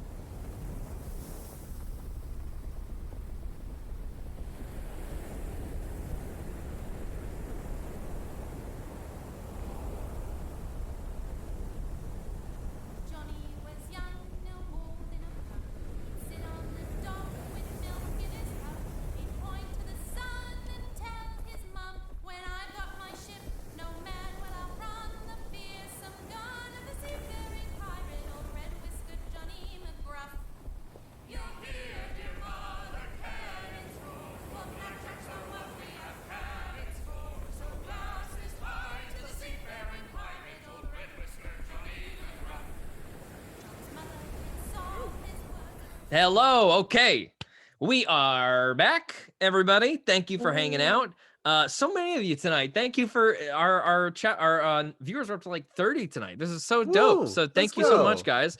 And hope anybody cutting off, if you're coming back in and coming back to it later, thanks for coming back. Y'all are the best. Appreciate it, guys. We've got some decisions to make. So we have just come back after getting lots of information, which we will hash through probably, you know, at our own pace just to kind of make sense of it all. But before we get to the real nitty and the real gritty, let us have a little bit of fun and design the battle wagon that our party will be using to transport themselves for the next however long we're going to be using this for. So you can see we've got our little map up here just to show what we'll be using on the Roll20 in terms of our token for our carriage. And we can customize a little bit here with archer cages, drop boxes, or secret compartments, depending on which way you orient them. We've also got harpoon guns that are mounted with rope tethers, and also alternative option, instead of any of these harpoons or archer cages or any of that, an AC and HP bump in the form of a covering shell over the wagon. This is a crazy episode of Pimp My Wagon. Yeah. This is a Pimp My Wagon app. We heard you liked bugs. We're gonna put bugs on your bugs. We got bugs everywhere. So just to keep our mood and our head in the forge, let's keep some sound effects going here. We love the sound. We love the sound effects. I love the idea of a compartment on the bottom filled with acid. That like makes my heart happy. Yeah, or filled with whatever. Yeah, acid at first. Why don't and then I go later ahead If we to don't be- want to just fucking mass murk people by dropping acid on them. I will, as you guys say these things, I'm just gonna kind of move them into position, and I'll move them around. If you want to like get that out of there, put that on there, whatever you like. But just so you know, this would be like, it could be put here. It could be put oriented the other way if you wanted. Can it be oriented the other way underneath on the bottom, like as like a secret thing? Well, they're Yeah. all on the bottom, right? Yes, they are all on the bottom. That's right. But basically in this case, it's either a drop box, which means it opens up from the bottom whenever you want, or it's a secret compartment if you orient it the other way, and then it's like an open from the inside kind of thing. Is it a This kind is of thing like- we could switch mid trip? With Zaza, yes, you probably could, because she has the expertise to repair these wagons from her past in the circus. So yes, Yo. if you guys took time, because it'd be like construction, Right. she could undo some things and reorient them. You just have to like give it an hour. How you big know? is the compartment? Like, what could fit in there? It is 5 by 15. Okay, so it is that big. It is exactly that Wow. big. Okay, so like, The carriage is a little bigger than this image projects it to be. I just Gotcha. didn't want it to take up too many. so like we could put a Sven in there, and potentially a Joey. And you could probably put like a Sven and potentially a Kano. Damn. Okay, well then, That's yeah, a I think that makes it feels so like much it's more worth having. interesting Yeah. than just being a drop So box. you want to or- orient it in it being like a secret compartment. I think so. Great. Yeah. Okay, yeah, so this will be flipped up. Where would you like it? I think vertically is cool. Vertically? Like No, I meant horizontal. like that? Joey's 10. She doesn't in the know center, He doesn't in the know left. things. You know, I guess it makes good sense for it to be in the middle, right? Yeah, I think Yeah. I'm thinking kind of like the Mad Max undercarriage thing that they Yeah, have. yeah. That's exactly what I was thinking. Yeah, Oh, yeah, that's exactly what it is. It's- Okay. which is awesome.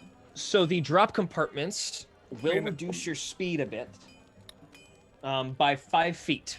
So your max speed now becomes 55 feet on this Okay, carriage. so literally anything that gets put on the carriage reduces speed. Nothing is free. What about the The harpoons? harpoons are free, and the harpoons are free. And so The archer cages cost a lot. They cost 10 feet per archer Right. cage and so if we use like the because they the- hang off. if we use the chitin like shell, which reduces it to 30, does that mean it would then reduce 25? 25? With the No. box? Okay. It would just be 30 regardless. Yes, it becomes 30. The shell makes it because you can't put anything on the sides if you do this guy right here. Like it drops to 30. The compartment won't do anything. It's just sort of like a I know it makes sense that it would stack, but it's not gonna because I said so. Great. No, that's all we were asking. I It's don't just even because realize- I Has an can't- AC of I 2, can't- and then the Go. cart has 19. I absolutely cannot figure out how to say what I'm trying to say, which It's fine. is insane. Uh, It's so infuriating. to No, me. that makes a lot of It, sense. it just helps I mean, us. my vote would be It's like a redundant penalty. There it is. if we're gonna have this cart be our main source of transportation for a little bit, I think having it have a big old HP pool and a little more protection isn't a bad idea. Yeah. Also, Trevor is pretty good with the tools despite his real lack of understanding social cues when people are tired of listening to him. He is very crafty. And hey, if you guys wants to like come up with something, I can I could probably fix it for you. I could probably whip something up for you, something close Okay, to so what how you're bad thinking do we about want? at How least. bad do we want to talk to this guy? I Well, don't all it will know. cost you is a 5-minute conversation about my life and any topic I choose. Oh boy. Okay. What if Zygo prepares control flames in his hands. Zygo and Trevor, fucking Joey and Trevor will have a combat scenario to see who annoys the most. Oh boy. Joey, let's roll initiative. Joey's gonna ask. wait, so could you put the harpoons through the big AC thing? And by big AC thing, who knows what that means? I just need the giant shell. Oh, geez, I guess I could probably try to Like put a something in hole? there for you, but your visibility'd be real limited, and you'd only be able to shoot from a very specific angle, and it would make you move pretty slow. Got it. Could we do some sort of a half shell where it is perhaps not as much durability, but an increase to the speed? Yeah, I could work that for you. Like, make that guy in half right there. Yeah, that sort of a thing. Yeah, Would maybe you like, want the front half or the back half? probably the back half, right? Back That's up. what I would front I imagine. half, could do the front back be half like, for you, no front half? problem. Oh, like okay. a tank, like a boom, like Oh, going I through would- walls and I would Oh. think back half in case I would- people are like chasing. Flanking or chasing us, yeah. That's what I was thinking too. We could also Well, do it like seems like bottom you and top. all have different opinions on Well, this I- particular subject. And I know what you're saying, Natasha, but I think that because we're like being pulled by like beetles, I don't think we're gonna be able to like really ram stuff. Oh, true. Yeah. If it was like just a car, then like yeah. Yeah. Yeah. Because the thing is, the only thing that like makes me, because I agree that I think we may want to just use the shell, but also there is the proponent of just the best defense is just being fast as hell. Yeah. You know what I mean? And like Yeah. potentially being able to. Like, because if this slows us down to like It- Tano's walking speed, that's not really gonna. That's which a it that's a does. really fair point. That 30 feet is not fast. Yeah, 30 feet is how we walk. If And- you I think put I've half of walked, this like, on there, I bet you 45 I could get it up to 45. If what? If If you we put did half half. of it on there, it'll only be reduced to 45. That's Cool. cool. Which I will point out, most riding bugs, like typical riding bugs, only have a 40-foot speed. I think Um, that sounds very reasonable. Your beetles actually might not be able to pull it as fast as you guys want it. You might have to look at getting different mounts, potentially. Oh, great. But we're bonded with ours, and I by know, we I isn't mean that sad? Nesbit.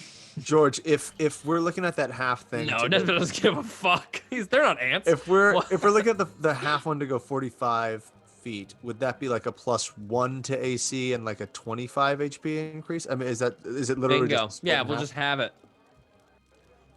I'm Um, absolutely happy to have it. The thing that will be the case is because the shell also provides like no line of sight, so you can't be targeted within it if you're inside of it. It would only affect from, we would have to like rule a facing rule where Right. like that becomes a wall and it provides cover if you're below it, like on one side of it. But like if you're peeking it, or if you're in the if they're getting you from the front, you have no cover. You know what I mean? Then that AC, that's like the benefit that you're. Okay. It's not explicated in its Right. AC bump. Just for style, for the design, or what, Natasha? What were you saying? Someone asked in the chat, does anyone in the party have the ability to see bad guys without seeing them? Does that mean Does like anybody? a sixth sense? Magic. No. I don't think so. I have people can't. I have something that messes with that, but not exactly. Okay. I have night vision, but that's Yeah. that. Dark vision. Yeah. That'll be good for driving at night. I think just for like the style of it, if we do the half one and it's the back, can we? Because we're going to the moon, so fucking technology is crazy right now. Can we? Is it possible to like make the? Will the Mothwing cover still? Does that reduce speed, or is that something different? No, the Mothwing will not reduce speed, but it will. Mhm. What was the penalty for the Mothwing? Oh, right. That was the It's acid. flammable. So it gives you like a little bit of like an for fire, because it makes it so that if somebody has an ability that can catch something on fire, your wagon can catch on fire. The wood underneath the steel of this armored wagon can't catch on fire unless very specifically targeted. Somebody would have to like get in there and see it to be able to light it on fire. It's like really mostly just like wrapped wood and steel. So you'd be worried about fire, but acid damage, your craft is vulnerable to acid damage right now, which means it will take double acid damage. But because it's of the steel. I thought it was chitin. No, it's not. It's not layered in chitin. It's layered in the steel from the asteroid. That being said, that's something you could ask about. Some kind of chitin layer to protect you from acid, but not be flammable, but it might reduce your speed. Right. Okay. Or we could just do the moss, which is acid resistant and And it's doesn't flammable. reduce speed. It's the flammable issue of do we Well- think fire of what do we think is going to hit us more, fire or acid? Life is flammable, most you know what I likely mean? fire. Most likely That- fire will. I that's was hit what us. I gonna would say, think, yeah. too. How often are you Except for the battling? fact that all of our beginning encounters were acid. Have We've we just had a lot of acid, so I anything? think we might have a bias. We're biased towards acid. Well, damn.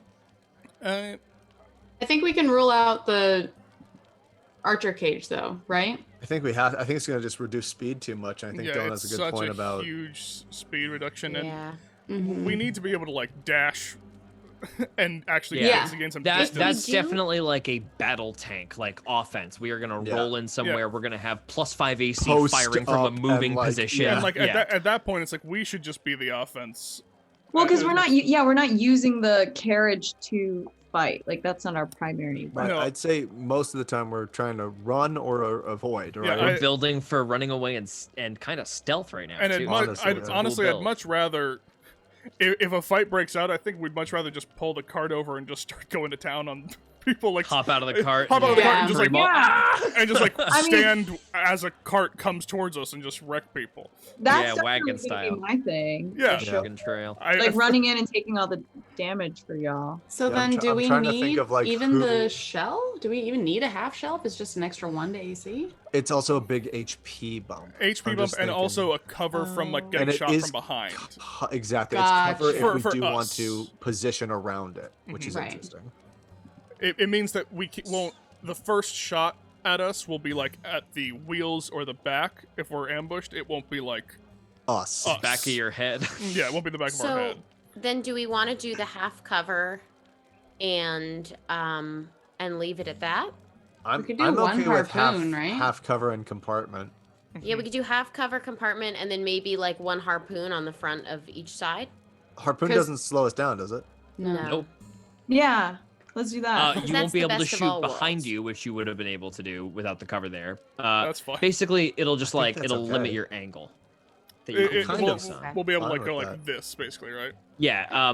We have a Basically, Nesbit. anything past. I'm just gonna freehand this. That's this fine. We can one. ride up on someone, shoot, tether, ride past with our faster speed, Yeah. and just drag them along. You see, Yeah. we're working. You've got like Who can operate the? Who can do crossbows? I can't. I can. you basically I- anything Can learn.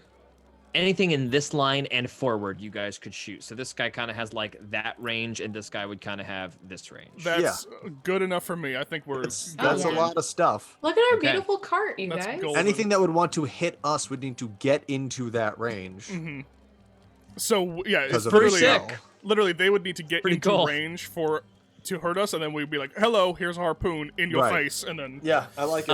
One Yeah. thing to consider, I'll just point out, and it's absolutely something that you could maybe justify. but it does bring you a bit of scrutiny when you are outfitted with weapons. And On we're your rolling carriage. up with 2 giant harpoons. Not to say that one of you guys couldn't talk your way out of it, or you couldn't come up with like a solid story that you can always sell, but it will be a thing that you reason might incur some questions. Why are you loaded? It just might make your secret compartment easier to believe that there might be something on this thing worth hiding, and if you're not carrying anything outwardly valuable. Okay, no harpoons. Jackie immediately. Not to Half say cover. that, Reneging on but the again, Hummer. like maybe there is something that you guys can say that will be like, Or justify it. I'm is very there any intimidating. way I you was gonna can say, let's make shoot the for the fences here. harpoons like retractable? Like collapsible sort of a thing. Yeah, I can do that, no problem. But that's gonna slow you down. I gotta store them over the wheels. Right. Right. Probably that's 5 also- feet per crossbow that needs Yes, to that drop is an in. issue. Then we're getting into That will drop you guys to 35. 35. feet. I think speed. I think speed. I think we want that speed. You know what? We I could just have one harpoon? Again, I mean, look, I like the idea of the harpoons, but also it could just be that we, I think we are We're good. harpoons. We're I think We fine. are. I think You we know can what? do more than harpoons could. We are harpoons. Yeah. If We're all just a bunch of harpoons. if there's, because ostensibly it would be either people on mounts or other carts chasing us, and we can deal with that. I say we just be Ninja Turtles and all become heroes in a half shell and go from there. Yeah, and then if we change our mind, then I can fix it. Oh God. Yeah. Yeah, I think that Okay. we'll take off weaponry. We're trying. Stealth and speed. Also, just so you guys know, while Trevor is very talented and certainly knows this the best because they've been making it, doesn't mean that you guys can't find a craftsman somewhere down the way that can alter this thing for you.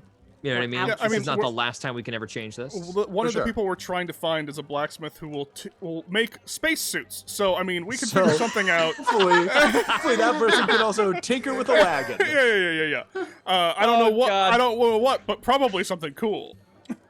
Cool. Okay, great. Okay, so who is the keeper of the wagon?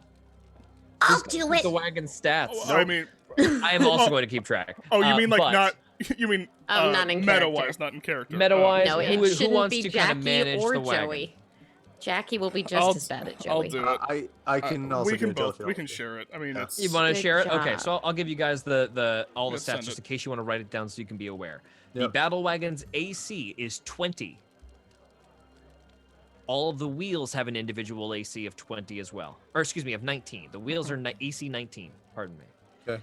Each wheel has 25 HP and are resistant to slashing, bludgeoning, and piercing weapon from non-magical weapons. Variants. If you lose a wheel, your speed is reduced by 5 feet. If you lose 2 wheels on the same side, your speed is halved. If you lose 2 wheels opposite sides, your speed's reduced by 10 feet total. Oh, So Jesus. 5. If you lose 3 wheels, your speed becomes 10 feet. And if you lose all the wheels, We're fucked. you become a sled. And A very heavy sled. your mounts are probably not strong enough to pull it, Go. more than likely, unless you get a giant moth to pull this thing through the sky. I don't know. Ooh, Um, baby. Yeah. Good idea. That's how we get to the moon. That's how you get to the Moth moon. You sled. fly with a moth, baby. Okay, so cling, clang, clang. Trevor puts the final touches on this thing. And then, sorry, George, how much HP does the body of the wagon have? So sorry. Yeah. I didn't finish, did I? The body of the wagon has 325 HP, and its AC is 21. It If is the body 20. breaks, everything breaks. Right. Okay.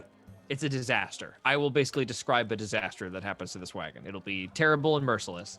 And if it's in motion, it'll be really bad. And are we going with the acid resistance, the tarp? I don't think so. Great. We're foregoing the acid resistance, so no speed buff or anything like that, or neg. And okay, we've got a drop compartment in there, secret compartment, not a drop compartment, a secret compartment right now. Basically a smuggler's crate, and a back half. The back half is going to have full cover, which means you cannot be targeted from the back. It also means your visibility is 0 from the back, so you will have a hard time finding if anybody's trailing you unless you are periodically looking back, which you could just have to assign somebody to be paying attention. You could put some windows in there so you can shoot out the back, but it will reduce the cover you get from 3 to 3/4. Ooh, do But we if want we to do did that, like team? a tiny little peephole. Do we want to do 3/4 cover with a peephole? I'm kind of down. But then for it's like, that. why do we even have the half cover? The half cover that means from that angle it would give you +5 to your AC And it instead of also gives being the- you're not targetable. It also gives the additional health and AC to the wagon. Okay. Yeah, I mean, tiny people. I mean, we might as well do like a 7/8 whatever size cover? window that's just 7/8. If you want, I will fully allow you guys to just be like, hey, can you just drill a hole in the back and it'll still be full cover. And if there are any like spells that are like anybody you can see, as long as they're not like a spell attack, like a ranged spell attack that needs to be like unobstructed, you can cast it. Okay. Just like a hole in the back where you can just be Yeah. like, Just enough to literally be I like, see I it. can literally see a person and here's an area the spell effect says kind of anyone thing. you can see. Yeah, Right. right. So I that's feel an option. great with that. Yeah, I'm Alright. happy to just, that's perfectly I makes like perfect it. sense. People. Trevor says, okay, where's do you want it? Like right in the center there? Sure. Okay. I'm gonna do it. I don't really know why you want this. It's just aesthetic. Feels like I'm just damaging it. All right. Do what you're told. Oh, wow, that looks bad. All right, well, it's there. And, oh, do you guys want to paint this thing anything? Yes. What do you want to paint it, Joy? Well, I think it would be fun if we painted it cool colors, but then I think it would also be probably more usable if we painted it like the colors of trees. Camo. So brown? Whatever would disguise us the best. Maybe some green and maybe some yellow in there. Again, much like the arrows, I have to assume that if we are a camouflaged wagon rolling up into any sort of a society, that is more questions asked than it is answered. Okay, then what about just brown? Or green? Brown is good? I like All the right. brown idea. I can paint it brown, no problem. We got like too much brown. Is that a poop joke? No, it's just No. like we have a lot of brown paint. Of like we have all the colors of paint, obviously, because I asked you what color paint you wanted, implying I had any color you wanted, and not a lot of people picked that one because it's like, you know, the color of wood. Perfect. Brown. We'll take that one. All right, and he goes about it. Your whole wagon is painted brown, which actually from afar will stop you from being any kind of reflective from the metal, and it will, from afar, it won't look like a steel wagon until you get close. Then it'll be like, this is like brown metal. Like it's, you know, Right. you're gonna be able to see like the texture of the paint on top of the steel. I'm gonna have a better. Um, Can you do sort of a wood grain sort of a thing? Yeah. Yeah, like Trevor's like, I am not sure what That the is valid. skills would You- be to require that, but I is do not fine. have them. Does It- anybody want to talk about my schedule for lunch, though? Because I have not been able to share it because we all have the same schedule here, so, you know, not much to talk about. What do you do? Produce flame, throw it across the side. Oh my god, a problem I have to deal with! And he sprints over there. Curtis is like, you absolutely nailed that. I didn't even have to signal you. Great job. You have a great instinct. I'm happy to be working with you. It's a pleasure as well. We're going to the fucking moon. Sorry I so- called you Galaxy Boy. I didn't mean to hurt your That's feelings. all right. I You was are just literally- trying to identify a lot of names. That is fine. You're also offering me a trip to the moon. I cannot harp on this enough. You can call me whatever you would want to call me. Well, I'm offering you a trip in that I have no way to get there, and I've asked you to do it. So I hear what you're saying.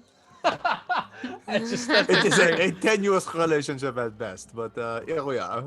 I'm very happy that we've come to this arrangement. And by the way, I realize I may have come off a little bit too strong in just simply asking if you were magic users, I realize now that if you've been chased, what reason would you have to believe me? So just wanted to let you know, no bad blood there or anything. All right. Anyway, enough of this. And he slides his spectacles back up onto his face and heads out of the cavern. Madame Cassandra comes up to all of you. And she looks at all of you for a moment. Looks at all. She just gives you a second and says, Miss Jekyll, would you mind keeping an eye on the child for a moment?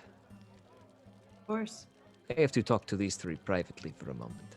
Come, you three, if you wouldn't mind. Joey follows, assuming that the child is Sven. Oh, no, sorry. I think you best stay behind too, young one. This is a bit sensitive. If Kano decides that you can hear it, then she may tell you. Can't decide to do it. And then Joey just like walks off muttering angrily to herself. In Joey's head, she will hear Kano's voice say, "Don't be rude." Joey will turn back around and go, I'm sorry. and then turn back around and walk Wow. away. Wow. Salting a hug. Madame Cassandra gathers the three of you in. How long have you been traveling with that stork? Not particularly long, although he has certainly been following us for some period of time. If you want my advice, you will find a quiet mountain. You will take him to the top of it. And you will kill him and be done with it. That is You not... know him. I do not know him, but I watched him. As I was on my journey, I assume passing you in the Clay Peaks. I watched him find the site of a robbery or something gruesome. Slashes in the cover of a wagon and several dead, with necrotic blades being the cause of the wounds. And while he did not kill these people, I saw him stand over the site, and I saw him spread moth dust across all of them, and perform some sort of ritual or sacrifice. I do not quite understand it. It is not in the teachings of Yzma to focus on what makes someone someone, but it seemed as though he stole something from the bodies that they had yet to give. He harvested something. It was dark, necromantic power. He is not your friend, and you would do well to be rid of him. Can I roll an insight check, please? You may. Go ahead, please. Yeah, I'd like to as well. Go ahead, yeah, please. 19. 18. She is being deadly serious, and there is urgency in her voice. Whatever she saw, like, fucked her up. She's, you know, she is literally like even though Yzma is, you know, a goddess of destruction, it is a neutral goddess. It is not an evil god. So she's used to like metal stuff, you know, acid and dissolving, and it's like it's pretty nuts. Like she's not squeamish, but this is not like gore. This is something with souls. Like this is dark. It's nasty. Yeah, this is nasty. That's what she's telling you. You did not see Tash do any of this. You do remember purple dust. She's not lying about And that. we know what Joey saw. Joey saw something. Yeah, you're not sure what. He did help us when he did not need to. Madame Well. Cassandra looks at you and says, well, clearly you have something he wants. And she looks at Nesbit.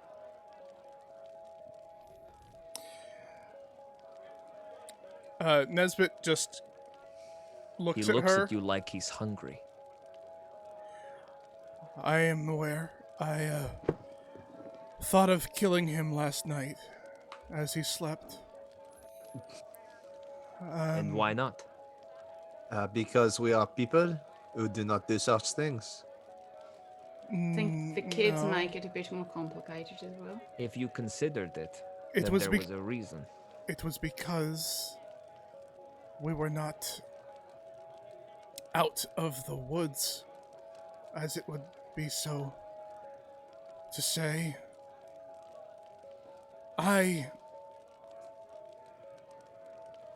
In your two minds, you hear, I do not trust her. Though why am I compelled to show her what I have?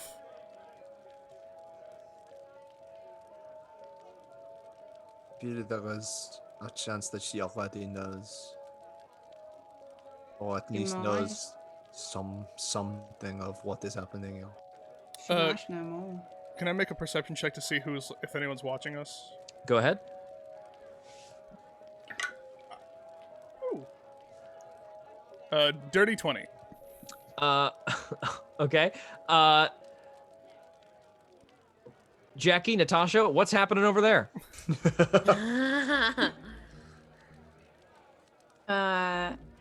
Would you Zaza- believe me if I told you my name was Emily? Yes, because I just met you. Is it Emily?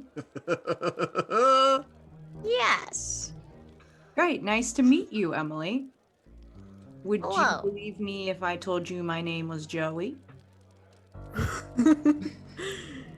Joey looks up at her. I like you. And cutting back over. We said the name Joey like a million times in front of her. No one's listening. I was just like, okay. Oh boy. I'll just look at her and say,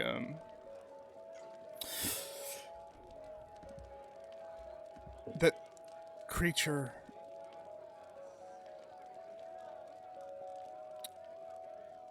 that we saw.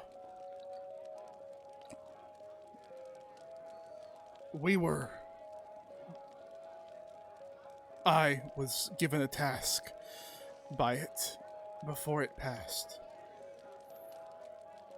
The creature from the moon.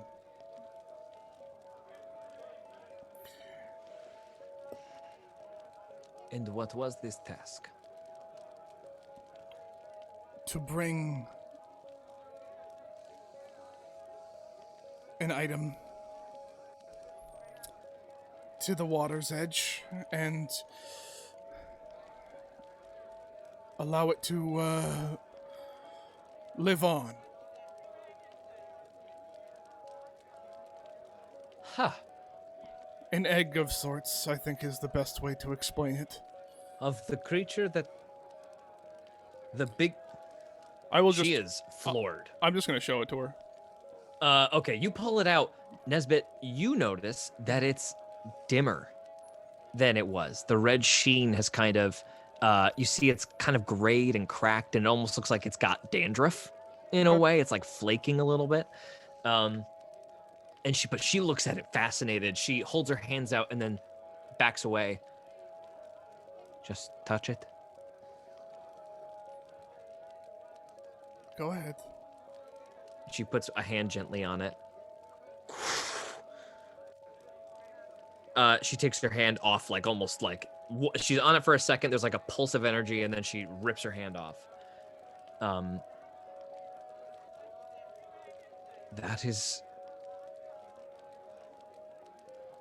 That was too much for me. You know of destruction. Have What- you? What can this Have thing you- wrap? Peek into its mind. Contact it.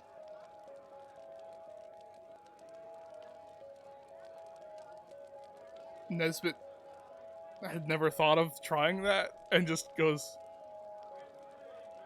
like looks at the orb and just in his mind just goes, "Hello." Nesbit, everything fades away. Please make a wisdom save. Oh, Jesus Christ. Do I get a +3 because I'm next to Kano? Yeah. Yeah. Yeah. Yes, you do. Oh, okay. That's good. Thank God. Okay. That is going to be 24. Oh, 24. Okay. Jesus. You still see though, the world like leaves you completely. You shoot through darkness, and then suddenly you are just like floating. You feel weightless. You are in utter blackness, and then slowly there are these little pinpricks of light that start appearing everywhere. I need you to make an Arcana check for me. No. Nat fucking 20. No. Wow. Wow. Okay. Wow. Show him your notes, All George. right. Yeah, I'm gonna tell you guys something I really wasn't planning on telling you this session. Oh, This is gonna be. We were talking about a lot of info. Oh Yeah. boy. Oh my god. Nesbit, I never thought you would make a net 20 on that. I was like, fuck. Okay, so they're stars, first and foremost. Okay. But you have been staring at Zygo's charts when he's asleep. Just sometimes you're bored and you don't know what this means. Yeah. But like you get really entertained by it, and you immediately recognize that the stars you're seeing are exactly the same as a star map that you've looked at in Zygo. It's like a constellation, but it's reversed because you're on the other side of it. You are somewhere in space that relates to that constellation, and then there's suddenly like a noise behind you. It's hard for you to turn, so I need you to make an athletics check to turn around because you're trying to turn yourself around in zero gravity Okay. right now. Athletics. Uh-huh. Okay, here's the bad one. 5. Okay, so you can't turn around. Okay. So you just hear something approaching from behind you. Just really like low and very in the distance. I got a better one of that.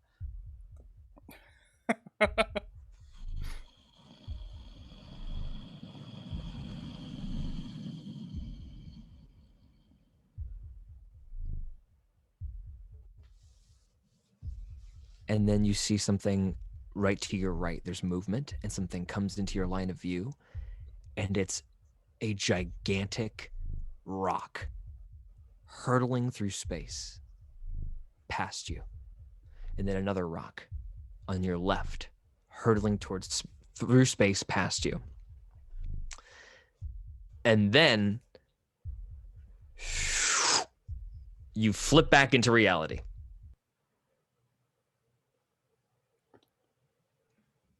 I'm going to tell you something now that you would automatically glean based on the net 20 check. Those rocks, if your position is to be correct, are hurtling towards the planet. Currently? Currently.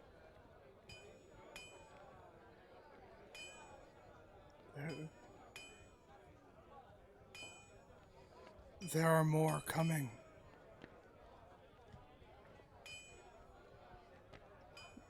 There are more coming. And then Nesbit just starts like sifting through Zygo's things. What are Like, you honest, doing? I need it. To give whatever he needs. The I maps, just start the looking constellations. through pulling out around papers, and I try to look for that exact star map. Okay, you find it's the star map of a butterfly named Bonus, like Bonus. It's like a perfect like boom, boom, boom, boom, doom, doom, doom, doom, doom, doom, doom, doom, butterfly shape. And each one is like based on where you saw them coming from, it's like each wing. They're going in between. So they're like coming from that. From that direction towards Earth. Okay, and did I glean that it was coming from that constellation, or if it was just like From that constellation. So it's coming from the constellation of this. So like, you know butterfly. what direction. If this vision is true, like this could have just been like something that this whatever this baby is hopes for. You know what I mean? Because you weren't there. You were contacting. Right. This thing put this image in your mind. So but that's your vision. So the only way to check would be to maybe look in that direction and verify. Like in the sky. Okay. Nesbit stops talking to like any of you and just starts looking upwards and like shifting. You want to like, run outside of this? You're kind of inside right now. You want to run outside? I run out like a You guys all want to follow, or are we... Zygo's right on his tail. He's taking his maps. He doesn't know when. Madame Cassandra's like, wait, where are you going? And I like Does Joey turn the map notice this? around, like to like because so I was on like the back of it, right? I was like behind the constellation essentially. Yes, Okay. correct. Nesbeth, what is happening? I saw Joey, you and Zaza are like struck by how fast these people are ripping by you. Madame Cassandra looks at you two like, what the hell was that? That was not about what we were talking about. Joey goes up 1 second, and then she races out after them.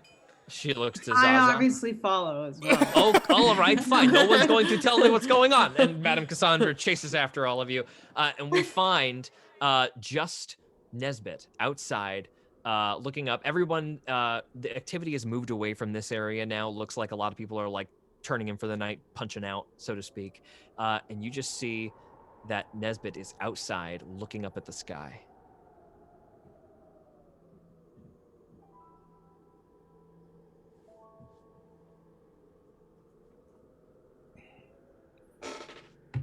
Zaza says to Joey, does he always do this? No, it's normally the other one. The Cosmo. Yeah, Zygo. Zygo will walk up to Nesbit's shoulder. Zygo, where is this in the sky? I mean, would I be able to just know, George? Is this 100%. Yeah. 100%. In fact, Zygo, you find it immediately, and you see it clearer than you've ever seen it. Mm-hmm. I'll adjust Nesbit to where it would be. What did you see? There's nothing there right now, Nesbit, but you can make a perception check for me. Oh yeah, sure. Can I as well? Yeah. Gabe, make it with advantage.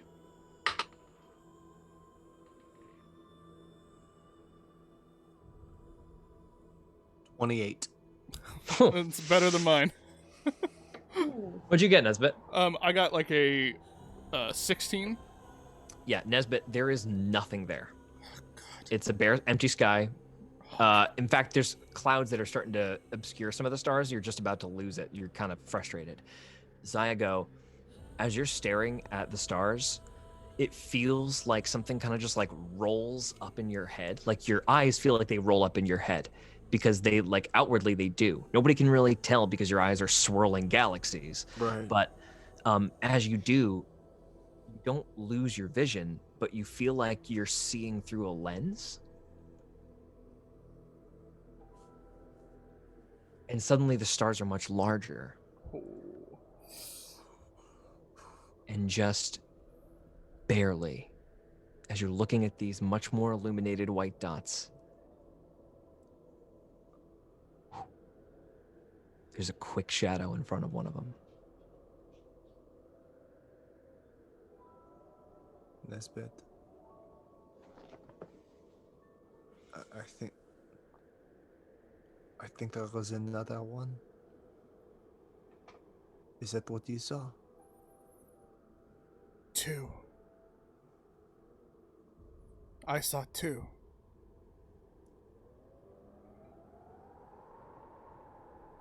They're coming from all over. There have already been 2 that we know of. Now there are 2 more. And that's only what we know of.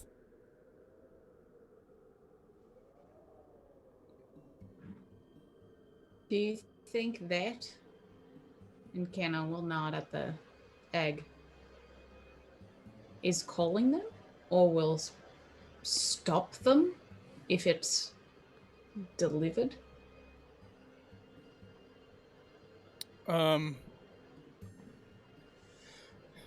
Yeah, I don't... Yeah, it's like, is this Kal-El telling us that the the rest of them are coming, or is it bad? Yeah. I don't.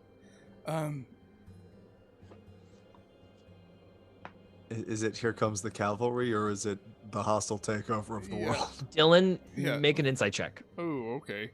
Ew. Because of that nat 20, roll at advantage. He said begrudgingly. Yeah.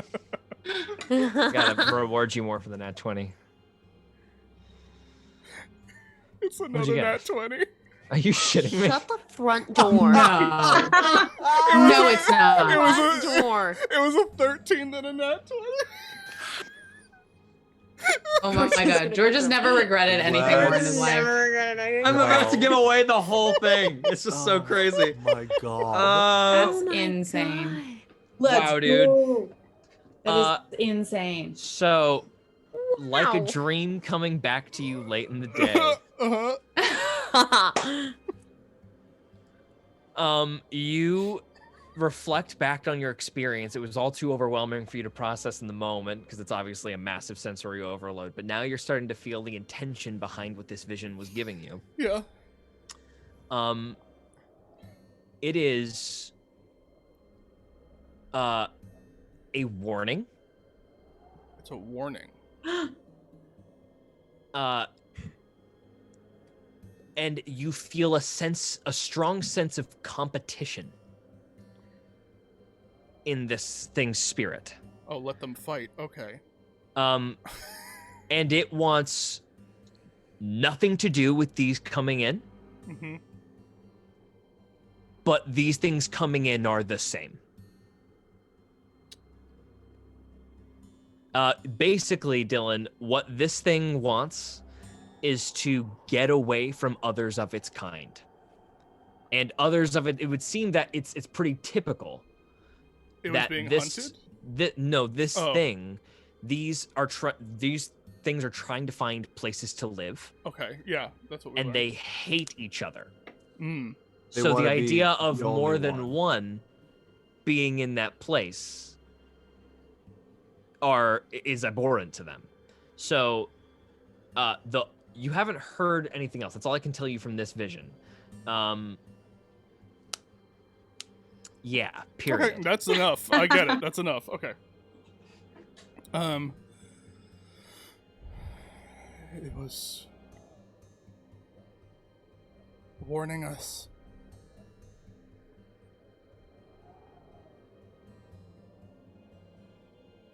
Doesn't like what's coming. It's more of them. Doesn't want there to be more. But if they wanted to be away from each other, then why do they have no control over where they go? Why are Yeah, so the many answer of is them not there. coming here? Why are so many of them Why coming here? should we help it? How do we know that we'll be fine? Well, sometimes people have to go to a different place for opportunity. Yeah. I'm worried that opportunity might ruin what we have here, though. Where Well, do it you need to obviously take trust- it? Oh, sorry. Go. I was gonna say it obviously trusts Nesbit.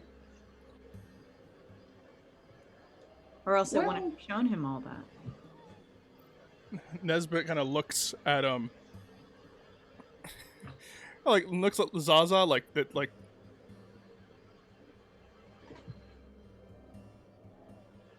just kind of almost surprised that she's saying this. Mm-hmm. Just,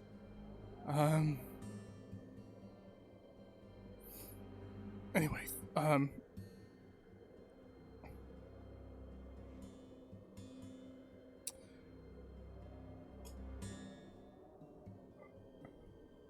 I don't know what to say anymore. I've caused a scene again, Zygo. You most certainly have not.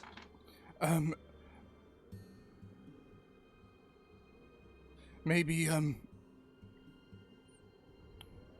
Tash said that there is this, time, that we're out of time, and, I was not told this.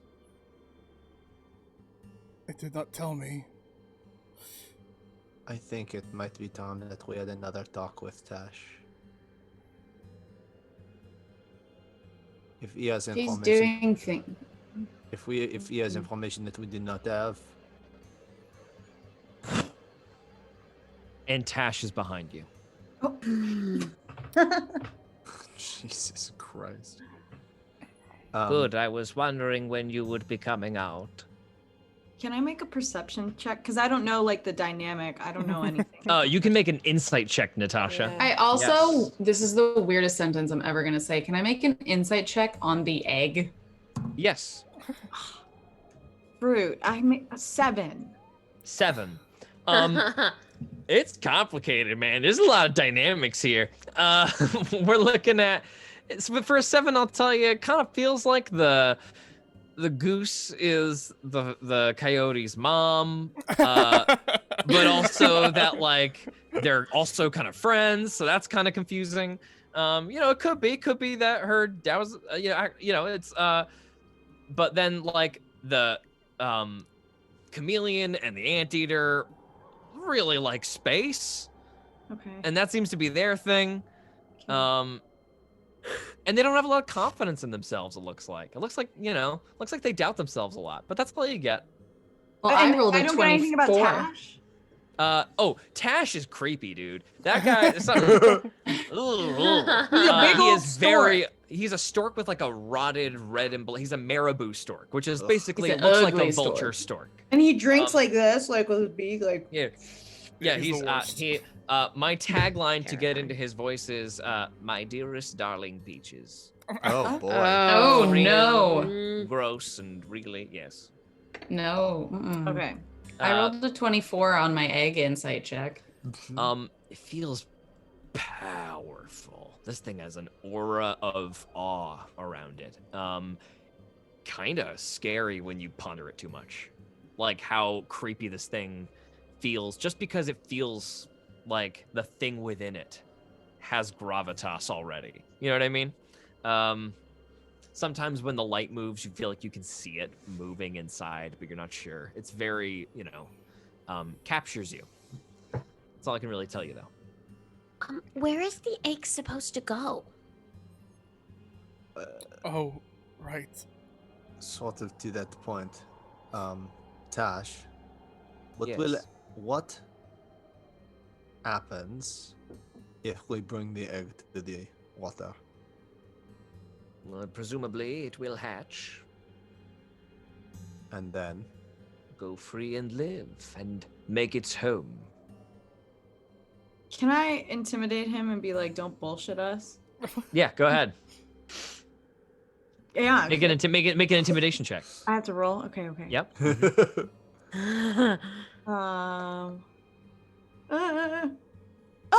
7. 7. What do you say? I'm like, tell it to us straight. Come on. I'd have told it to you straight. I've just told you exactly what happens. And when it makes its home there, what happens to the home? I don't know. I've never completed this mission before. We know that. Well, then why would you ask such a foolish question? Well, it seems something that is Because- incredibly important to you, and we thought that perhaps you would have more information than we do, having been at it for longer. This is a great mystery. I am a student to it as well as you are. I'm so mad. I can't do anything else to this thing. You want to try to make another intimidation check? Yes, Okay, make another one at disadvantage. So it means you have to roll twice and take the lower result. What the heck? Okay. 17 and... Oh! 7! The same number! What do you say? What do you say to him? I get in his face. I'm like, I'm not afraid of you. You might have been around them, but I'm new. New in town. Yeah.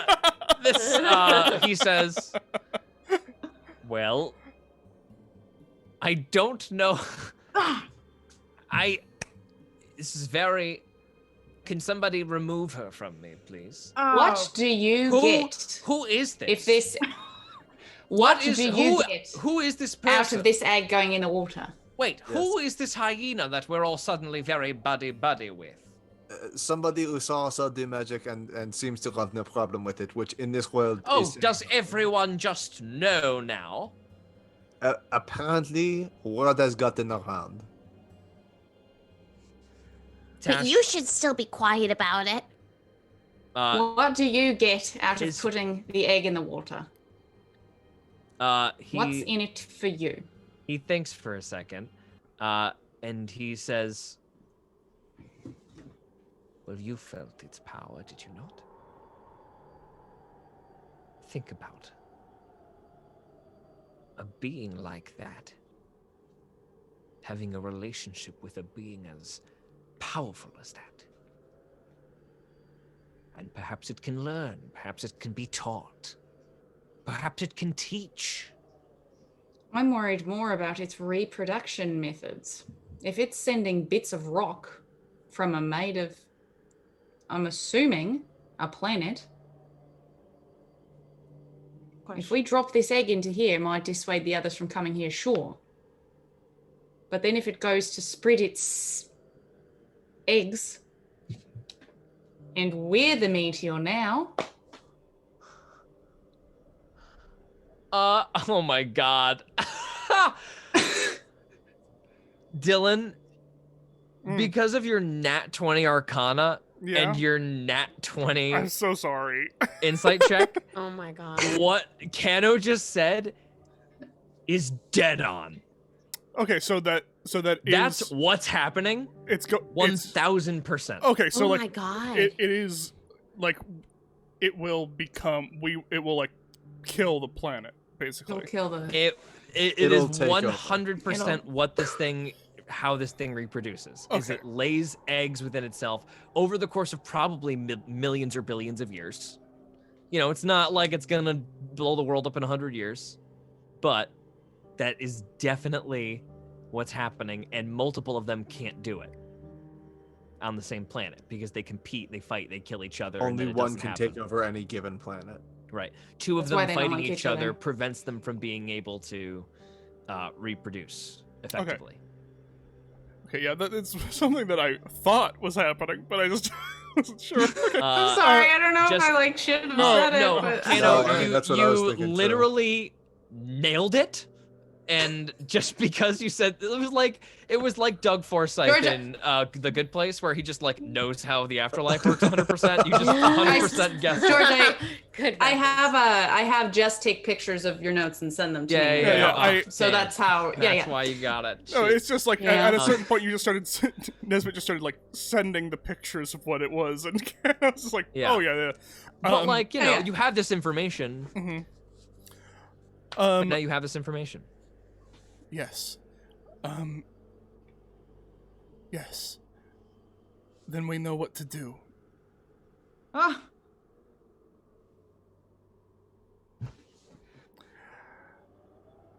Do Ta- we? no, yeah. Oh. Tash. Yes. And he looks to you like with roll an insight check.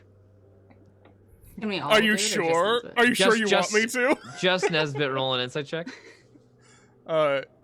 18. It's a very duplicitous look he gives you. He's like trying to be subservient to you, but it's real fake. But he's trying to be sincere, but he's, acting.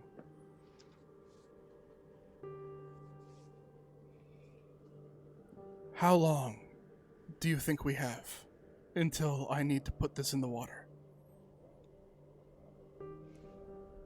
He looks at it and he says, "It could be several days, but we should get it wet.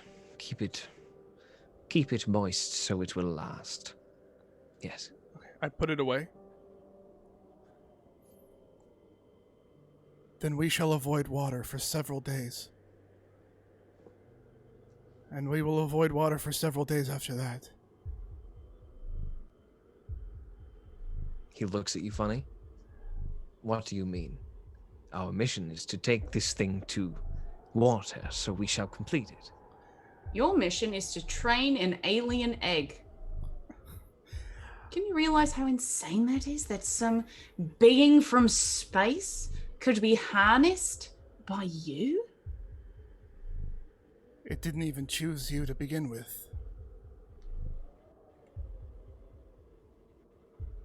He thinks for a moment. He drops the facade. Yeah, come on. You're right. It didn't choose me. And that is just unacceptable to me.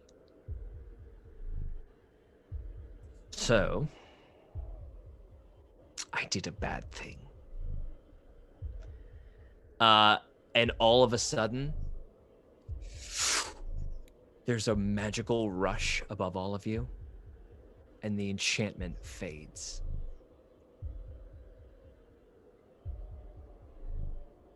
Madame Cassandra looks up at the sky, and I'm gonna see if she knows what's happening here. Hold on. She is bombed by this. She has no idea what's going on, but it's bad, and she's immediately starts screaming, "What did you do? What did you do?" And she comes for him for a second. Anybody stop him? Anybody stop her? Oh, no, not stop her? I'll stop. Oh, Stop. Yeah, well, I mean, she's gonna blast into him. Oh, no, I don't You can care. let it happen. she's like yeah, a stay little, outside. is she like a little old lady though? I Like, would try to she... stop her. I would try and stop her. Yeah, I don't want her to get hurt. Okay, so you stop her. I'm gonna roll her athletics check. Go ahead and make one for me, Hannah. It'll actually be an acrobatics. Oh, it would? No, for you it'd be Mine's athletics. acrobatics? For you it'd be yeah. 18. I'm gonna, if it needs it, I'm gonna woe Cassandra's roll. Take a d6 away from it. Okay. Perfect. In that case it works, because it didn't work without that. And I rolled a 6 on it. Yep. So Yeah. Oh negative wow. I was 6. gonna say you needed 3 or higher. Okay. Cool. Okay. Dope. Wow. Yes. So you stop her. And Tash looks back at Nesbit, and says, "You will give the egg to me." Can I do something? Yes, you can. Or I'm going to attempt to. Yes, I believe I will. I'm going to try to shove it in his mouth. Okay. What? Okie dokie. Let's have this be a pose check. So athletics to grab him. Oh my god, I'm shaking. I can't grab my die. Okay. Oh my god. Okay. Holy Do shit. you want me to tell you what you have to beat? I mean, sure. Up It's to you. Do you want to know? Yeah, well, I mean, athletics. it's athletics. I rolled a natural 18, so it is a 21.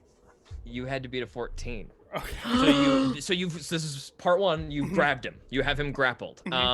He is going to take his turn. Yeah. To try to blast you off. So you got to make that check again for me.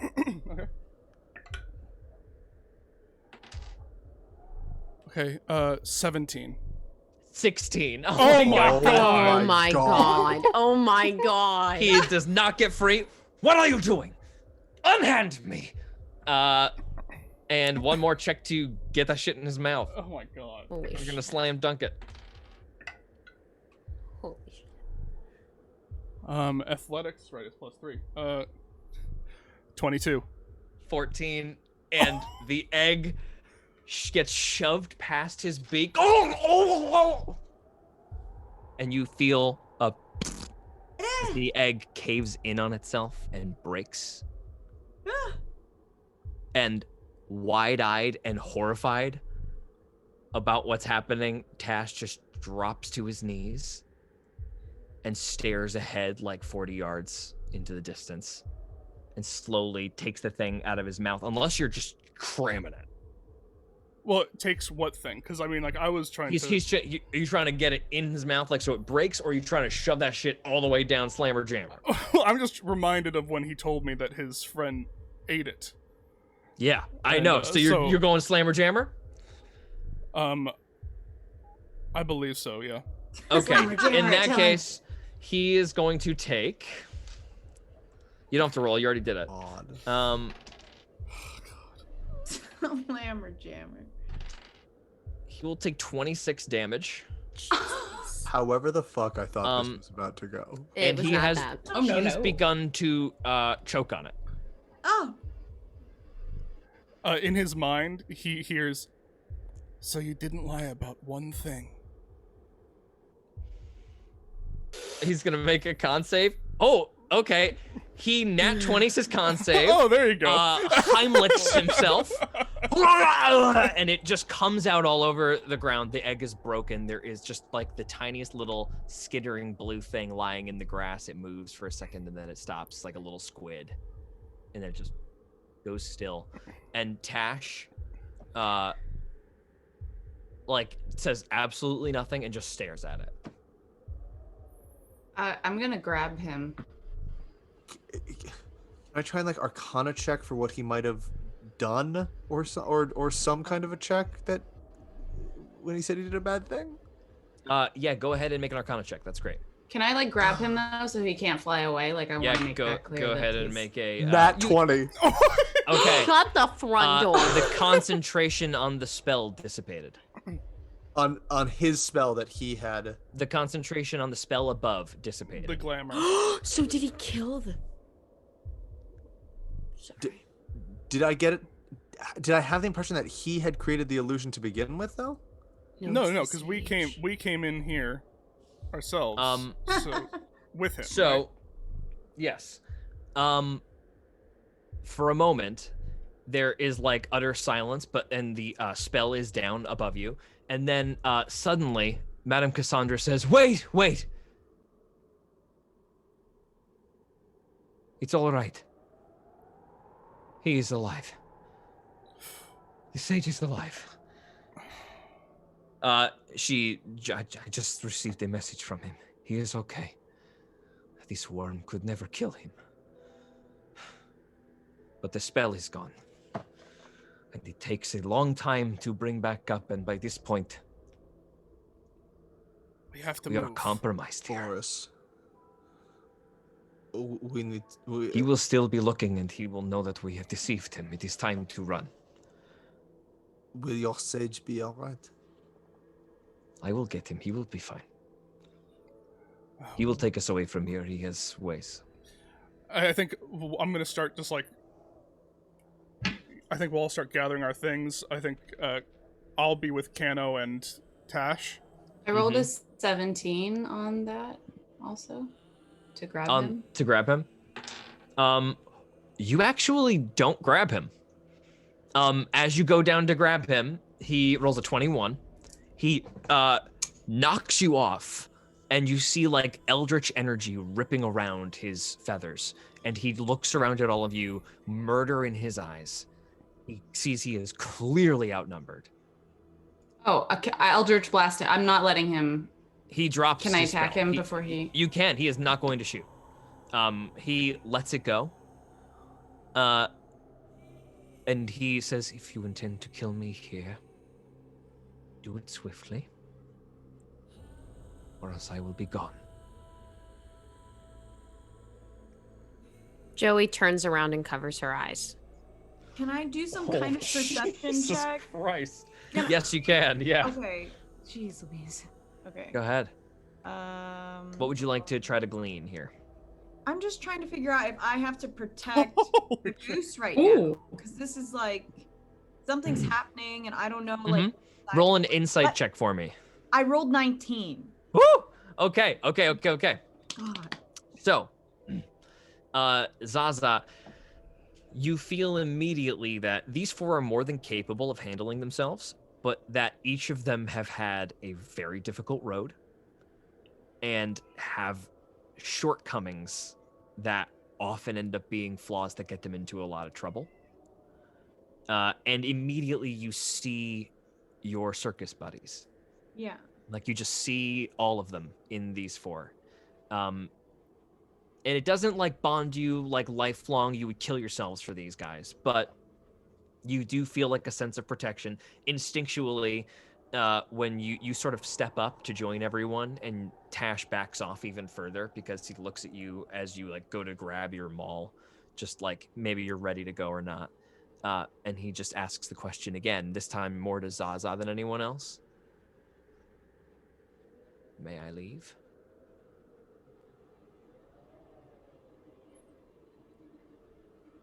No. Joey And covers that's- Sven's eyes too. That's where we're gonna stop tonight. Oh, my God. man. Jesus. Oh boy. What? Who wants to murder the creepy store? Get in line, Wow. everyone. A great Oh. deal has happened tonight. I told y'all it was gonna be crazy. Wow. I really didn't think that crazy. Jesus. The fact that you said no was so crazy and dope. That was so No. cool. Holy shit. Oh my god. It's wow, y'all. That was really fun. I'm gonna Oh try my to do God. this outro now. Thank you guys so much for Oh, watching. wow. Uh, It actually reminded me of when he like shoved the egg in the mouth in Adversary when the gentleman shoves Oh, the when the Reaper gentleman bullet shoves the, down the Reaper Dash's bullet into throat. Dashiell's throat. Oh my Ooh. god. We really Y'all- like shoving things into people's mouths on Hero Uh, Club. Yo, guys, thank you so much for sticking with us through that. That was dope. That was really sick, and it was tense, and glad you all were here for the ride, man. That was, thank you all in oh my chat. gosh. Everyone in the chat is talking about their trauma right now. I know, we're really sorry. Send George your therapy bills. He won't pay them, but you can send them to him anyway. I which just is a want to relief see for them. you. I just Yeah. want to see the damage I'm causing. No, you guys will, everything, at the end of every dark tunnel, there is light and all that. So, you know. And it's Clay- the moon. The clay peaks are notoriously exceedingly dangerous. People go in and don't come out all the time. This is a bad part of the world. Like, this is dangerous, this area. Yeah. So, you know, when we get to like, you know, cities, maybe it won't be as bad, but maybe it'll be way worse. We'll see. You know, who knows? It's Key East is I like can't tell. Atlantic City, so we're just gonna gamble the whole time, right? I'm happy we made the cart faster. I don't know how you keep guessing it, but Key East is like a very gambling town. So What? that is really Hannah. crazy. Go Hannah, to Vegas. I'm genuinely Jesus. concerned Bye. that Jess is taking pictures of my notes and giving them to No, you. she's not. Oh my no, that's god. awesome. That's so. I'm sorry, I'm ruining your campaign, Wow. George. No, you're not. no, Wow. I did The it. fact that Dylan, I you shoved it in I his truly- Double mouth. that 20. I thought this information would be dispersed over a longer period of time, but the fact that it's not just means that you know everything from square one, and that's okay too. yeah. It's gonna be, Right. you know, all of your choices will be informed. So that's great. Oh my god. That's awesome, guys. Thank you so much, everybody in the chat, for hanging out with us so late. We went a little bit over time. Again, if this is like the first time you've been hanging out with us and you're coming into the end, one of our main thing that we do is we do our Hero Club podcast, which you can check out in the About section, where we edit down all of our sections that we record into these fast-paced radio dramas. Give it a check out. If you want to listen to the season that takes place in the same universe, another campaign we played in this universe, check out Here There Be Monsters. It's super awesome and really fun. Hannah is in it, Natasha is in it, Gabe is in it, Dylan is in it, Jackie is not in it, but if you want to listen to her, she's an adversary and she's really great in that. And yeah, anybody else have anything they want to plug coming up? Well, I just wanted to, if we haven't made it completely clear, Natasha is for sure here to Oh. stay. Natasha, oh yeah, we haven't laid it out. Natasha is Yeah. our 5th PC, and she is going to be Yeah. with us for the future. Yeah. Yay. We're super pumped. It's going to be great. The screen's going to be nice and full of everybody. We got some dynamics are shifting. And yeah, next week's going to be crazy. I got to go write out a lot of stuff. Right out, new Um, lore. I think you got it all. Now the Well, rest now of we the don't know lore's what the gonna be hell's on the fun moon, stuff. though. We don't know what's. We Yeah, don't know well, everything. Yeah. That's We a don't whole- know the we'll moon. get The there. moon's a at theme all. park. Yeah. Did Did you nail it? Walt now you all know- Disney's now head is you- on the moon. Jess goes, don't worry, I'll take pictures. Oh God. Amazing. Thanks, Jess. Yeah. So funny. Jess Uh, also coined 7 as Natasha number. Mhm. So Oh, That was so yes. funny. I Wow. I couldn't believe that you rolled it We're twice. 7. lucky Three number Too times. seven. bad you didn't have like a better number to be yours. Yeah, that's a tough one. Natasha, if there's a roll that you need to get a nat 20, I'll let you sub the nat 20 for 7. Yeah, guys. So check our show out tomorrow if you want to come hang out with me at 5 p.m. PST on this channel. I'll be here for an hour. We're going to be making some dungeons or making a monster. Haven't actually decided what we're going to do yet. We toyed with maybe popping in Skyrim and doodling a map, like going through a cave and like transcribing it for D&D. So we might do that. That's fun. But also maybe not, and I'll think of something else. So come by for that 5 to 6 p.m. And then right after that, you can check out Dylan streaming at Whatchamacullum. You should check Yep. him out on Twitch. He'll be right after me at 6:30, and he streams more days per week too. Anybody else got anything fun? Were we gonna do like fan art stuff? Yes, can we show Oh, that? oh, yeah, I forgot. very I forgot. quick, very Yeah, quick, we yeah. had some Wait, this is amazing so fan cool. art from at lock.nessa. Mhm. Just So I'm cool. saying it exactly right, so you can follow her. LOCH.NESA. It is beautiful, gorgeous art of the really sad but Stunning. also very cool conversation between Nesbit and Joey around the fire. So dope. I'm gonna get this tattooed on my body. Well, this was also Stunning. pre Nesbit shoving an alien egg down a guy's throat. Yeah, that's the so- next image. Yeah. Why don't you ask if Joey thinks you're a monster again? Why don't you ask again? I bet Ask the answer's now. changed. Oh, that's so. I have no regrets. Okay. Oh man, That's great. It was great It's- poetic. Okay. I love this. Yeah. Oh my Natasha's God. going to be here next week, and so should all of you. Please come by 6 p.m. next Tuesday to see what happens, and it's going to be bad, and expect a map in roll 20. Oh, fuck. It's going to be bonkery donkers, but I think a lot of fun. Okay. Good night, everybody. That's all I have to say, and Good night. see you next It's week. so cool. Bye. Bye. Oh my god.